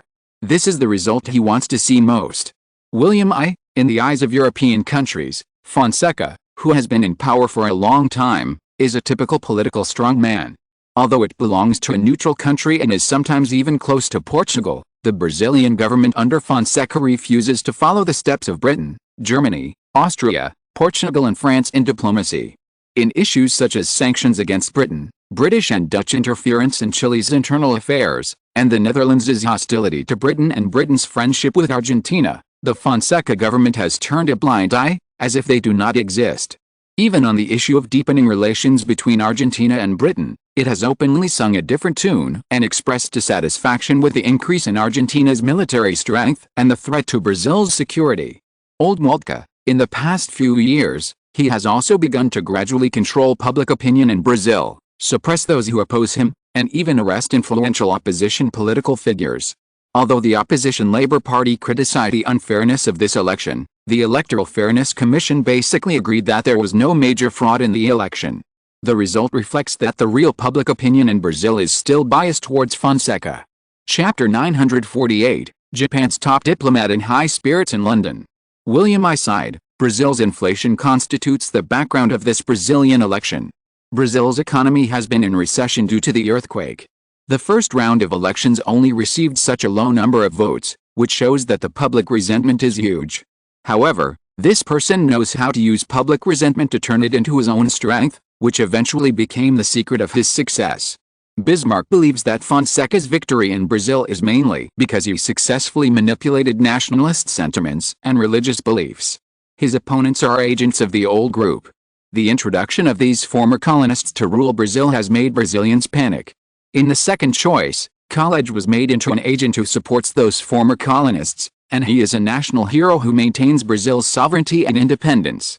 So although many nobles and some people represented by Pedro II are dissatisfied with Fonseca's centralized and autocratic style, more Brazilians are worried that colonists such as Britain and Germany will rule Brazil again and colonize them. So they hope that Fonseca can maintain the unity of Brazil and protect Brazil's current life and beliefs. Bismarck, it must be said that this Fonseca has been able to rule Brazil for 20 years, and his ability is absolutely top-notch. But Bismarck suddenly realized that he had ruled the regime for 20 years from Prussia to the German Empire. Isn't this self-praise? Sure enough, he coughed a few times to get the strange looks from the others, and then said seriously, "But Fonseca is determined to stand on the side of the Netherlands, which is very unfavorable for our plans in America." Bismarck said with a dazzling look, "We need the Netherlands to pull away from Brazil, and we have to do it." William I, agree old Moltke, agree Ron, agree so. The top four most important and powerful figures in the German Empire all supported with a consistent attitude that the German Empire would intervene in Brazil and win over Fonseca to break away from the embrace of the Netherlands. But William IV, who was far away in Australia, didn't know yet. He was visiting Adelaide at this time, and next to him was the leader of the opposition party, Gerrit de Vries. The British launched a public opinion attack against the Netherlands. The Anglo-Dutch dispute may have accelerated a trend of military spending and more determined military development in the Americas and countries. Now our growing strength and outward-looking strategy continue to organize the strategic climate, which is a long-term challenge facing the existing international order, especially in the Americas and Europe. The first global political dialogue was held in London. The British Institute for Global Strategic Studies released an assessment report on various regions of the world on the same day. The content of the report will also be a topic of discussion at this security dialogue. The British Institute for Global Strategic Studies released the report Global Regional Security Assessment in 1881 during the First Security Conference. The report mentioned that the British military and the Dutch military have not had contact for more than 3 years, which is very rare for the two major powers in the world. I hope that Britain and the Netherlands can sit down and communicate to reduce the risk of interest increases. The report also mentioned that the Netherlands has been carrying out political expansion all over the world in recent years, which has threatened the interests of other major powers. The Netherlands should handle such relations better to avoid becoming the public enemy of the world's major powers. At the same time, the report also mentioned that the Netherlands' interference in the internal affairs of the United States of America is now beginning to use its usual methods towards the internal affairs of Brazil, which is very dangerous for Brazil and a double-edged sword for the Netherlands. The report also mentioned that the Netherlands should be more concerned about the dispute over the Strait of Malacca in Southeast Asia. It is not a matter of a strait. In London, many British people believe that this is the Netherlands forcing Britain to step down from its position as the strongest country in the world and let the Netherlands take it. Therefore, no matter whether it is the Prime Minister's office at 10 Downing Street or the British royal family at Buckingham Palace, no one can bear the consequences of agreeing to the Netherlands. Therefore, the possibility of the Netherlands and Britain going to war in recent years has increased to 50%. Of course, the report also clearly stated that this is not based on confirmed intelligence, but on its assessment of the military capabilities of the Netherlands when it is the number and quality of surface warships at sea that can truly compete with Britain in the world. In addition to the British, many politicians from all over Europe and the world participated in the London Global Strategic Security Assessment Global Regional Security Assessment in 1881. Japan's Foreign Minister Shigenobu Okumura agreed that in order to maintain global strategic balance and stability, the Netherlands needed to sit down with Britain to negotiate and resolve the dispute between the two countries, rather than ignoring each other like a quarreling young couple. The late German Crown Prince Frederick agreed with the Japanese foreign minister's view that we must maintain the balance in Europe and the world. The Netherlands must remain transparent, stable and predictable, and let other countries in the world know what the Netherlands' intentions are. Otherwise, all countries will be worried and war will easily break out. King Louis I of Portugal even went to London in person to shout to the Netherlands, "Portugal has no ill will towards the Netherlands, but we need the Netherlands not to harm Portugal's interests. Only then will we support the development of closer relations with the Netherlands, but it is difficult to do this now." The report also said that the Austro-Hungarian Empire paid more and more attention to the strategic challenges from the Netherlands in the Balkans, and combined the challenge of the four-party alliance of the Kingdom of Greece and the Dutch Albania province, Tsarist Russia, and Serbia to closely link Germany and Austria.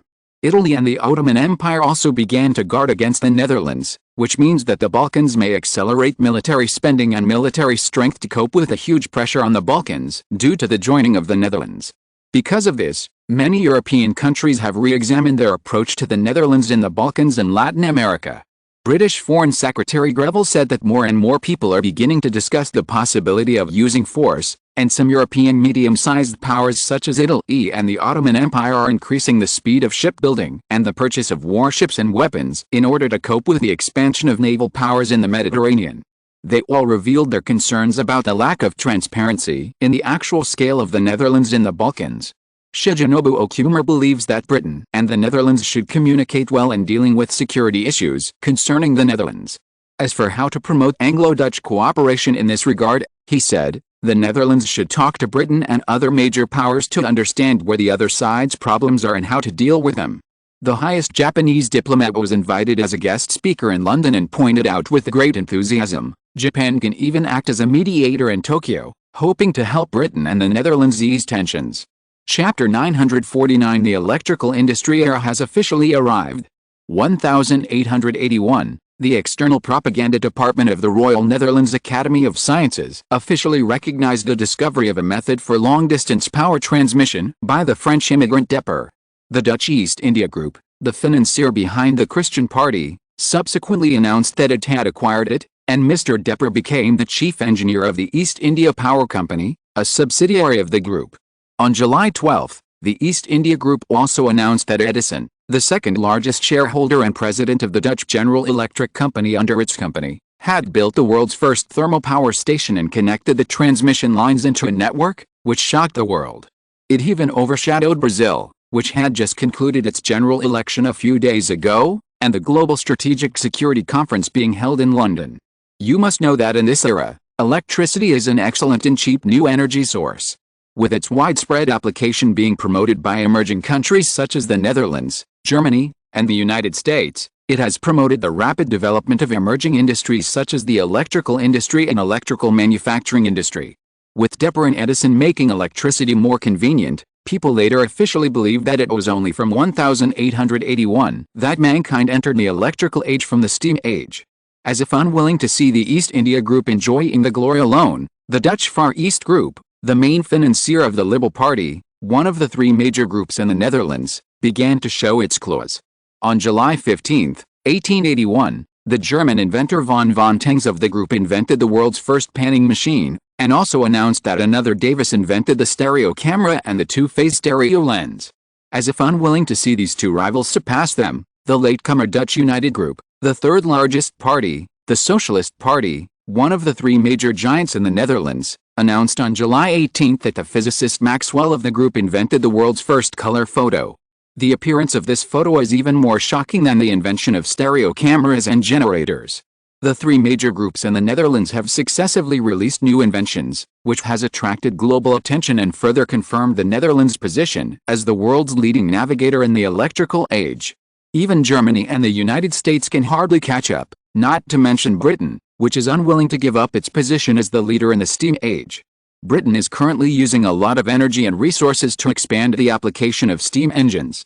This reminded William IV of Nokia's clinging to the Symbian system and buttons and sliders in the early 21st century to compete with Apple, but it was defeated in the end. Britain is now just like Nokia at that time, holding its ground and trying to maintain its hegemony, but it didn't know that after more than 100 years, its industry, technology and economy would lag behind the United States, Germany and other countries. Once you lose, you will regret it forever. Therefore, in the electrical industry era, with many inventions in the Netherlands, especially the emergence of automobiles, long-distance transmission of circuits and power lines, etc., this has improved the shortcomings of the electrical industry, and the emergence of various hydropower stations and thermal power stations, all of which have made renewable resources more convenient and durable to use than steam. Therefore, with the advent of the electrical age, the three emerging economic powers of the Netherlands, the United States and Germany, this time bet on electricity, right. On July 10, 1881, at the British Global Strategic Security Assessment Report Global Regional Security Assessment in 1881 held in London, Hugh Smith, a scholar at the British Global Strategic Institute, president of Cambridge University and dean of the School of Political Science, pointed out at the meeting that although the Anglo-Dutch conflict is different from the nature of the Netherlands' possible use of the law of physical quantity, the Anglo-Dutch competition reminds people that the struggle between major powers will affect the security and economic aspects of other countries. He said that looking at the general election that just ended in Brazil, the shadows of Britain and the Netherlands can be seen everywhere. Mexico is indeed facing the risk of invasion by the expansion of the German-Austrian alliance in the Yucatan Peninsula, which has raised people's concerns that similar situations may occur in various regions around the world. However, there is no evidence that the Anglo-Dutch conflict has changed the idea of the Netherlands or Britain, and the two countries have decided to ease bilateral relations. The Anglo-Dutch conflict may accelerate the trend of increasing military spending and more determined development of military power in Europe and even the world, and the Netherlands' growing strength and outward-looking strategy and continued strategic climate are the main long-term challenges facing the existing international order, especially in the Americas and the Pacific. The president of Cambridge University took the Netherlands as an example, saying that although the Netherlands promised to abide by the interests of other countries, it has been constantly damaging the reputation of Britain since 1866. That year, Britain suffered the biggest military defeat in South Africa in hundreds of years, and the British military became the object of ridicule throughout Britain and even Europe. The Netherlands used the Bosch to successfully block Britain, and used the British as a tool to successfully incorporate the Dutch, who accounted for more than 80% of the wandering Dutch Boers, into the Kingdom of the Netherlands. Since then, the Netherlands has become a military that all European countries are worried about in terms of military, which has ensured the security of the Netherlands for decades and laid a safe environment for safe development. The Netherlands constantly emphasizes its peace light, but it is expanding its territory under the guise of peace around the world. The plunder and trade in Africa, Britain's acquisition of Australia and New Zealand, the purchase of money from the Russian Empire and the Ottoman Empire in North America and the Middle East, the leasing or direct garrison in South America, etc., are all ways for the Netherlands to expand its influence and territory under the aura of peace. The scale of expansion is amazing, which is comparable to the efforts made by several generations of Britain in the past hundreds of years.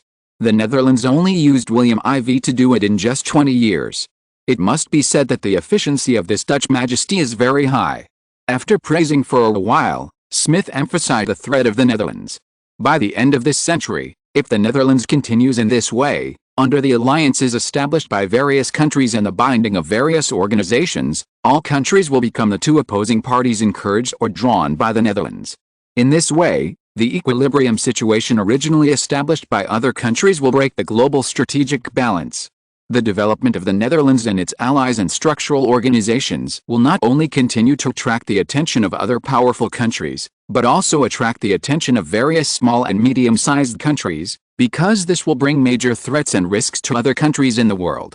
King Leopold II of Belgium pointed out at the Global Security Strategy Symposium hosted by London, UK, that the intensified geopolitical competition in Europe and even the world, and the increasingly fierce division of power may bring huge risks of misjudgment, especially when these competitions include intervening in the internal affairs of other countries. With the speeches of pro-British European politicians, this so-called Global Security Assessment meeting has become a criticism struggle meeting against the Netherlands.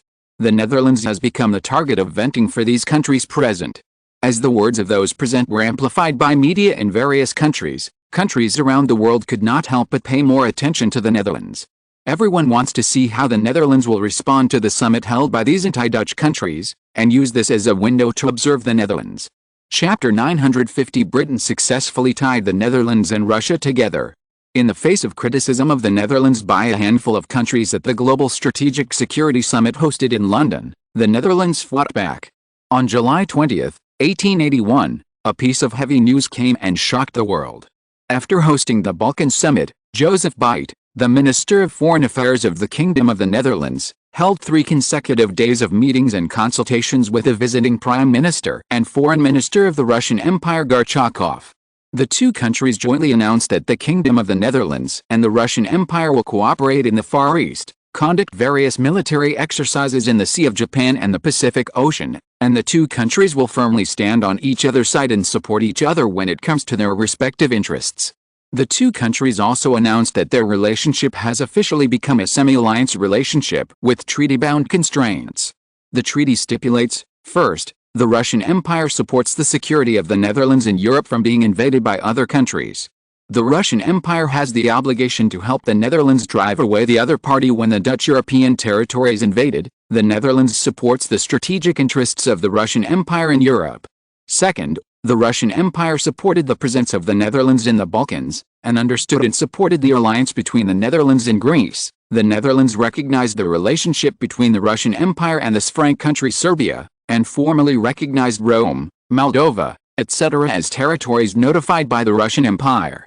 Third, the Russian Empire recognized the existence of a series of Dutch interests in Latin America and was willing to recognize the influence of the Netherlands there, while the Netherlands supported the close partnership between the Russian Empire and the United States of America, and the two countries jointly supported each other's development of a cooperative relationship in the Americas. Fourth, the Russian Empire promised to support all the legitimate investments and interests of the Netherlands in the Russian Empire, and looked forward to the Netherlands expanding capital investment and increasing employment in the Russian Empire, while the Netherlands supported the Russian Empire's move to expand the market to the Netherlands. The Netherlands expressed great interest in the market of nearly 100 million people in the Russian Empire, and promised to invest no less than 100 million Dutch guilders, £4 million, each year in the Russian industry. After this news was confirmed and spread in Tirana, Albania, the Balkan Peninsula, the world was shocked by the Netherlands again in just a few days. The last time was the frequent electrical industry inventions of the Netherlands. This time it was a move of semi-alliance between the Netherlands and Russia. In the face of British oppression, the Netherlands and Russia will certainly strengthen mutual trust and interaction. The prospects of Mengniu, which is not an ally but better than that of the United Kingdom, are limitless and will have a huge impact on future international relations. This reminds people of the funeral of Alexander II and the accession of Alexander III some time ago. The Dutch government sent Foreign Minister Joseph Beit and the royal family sent Queen Alexandra, who were the second in command of their respective places. After that, the two of them spent a series of actions with Britain in the midst of turmoil. The British Crown Prince Edward's harassment of Queen Alexandra attracted worldwide attention. Joseph Beit hosted the Balkan Peninsula Summit without the participation of Britain, and the two countries fought many times in the air.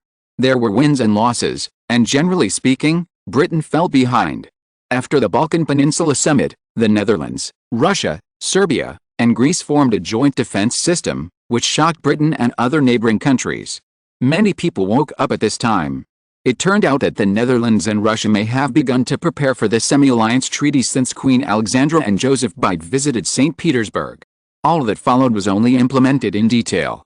On July 23, 1881, in the face of the announcement of the Treaty of Semi-Alliance between the Netherlands and Russia, British Foreign Secretary Greville said in London that Britain was facing serious challenges from the Netherlands and Tsarist Russia.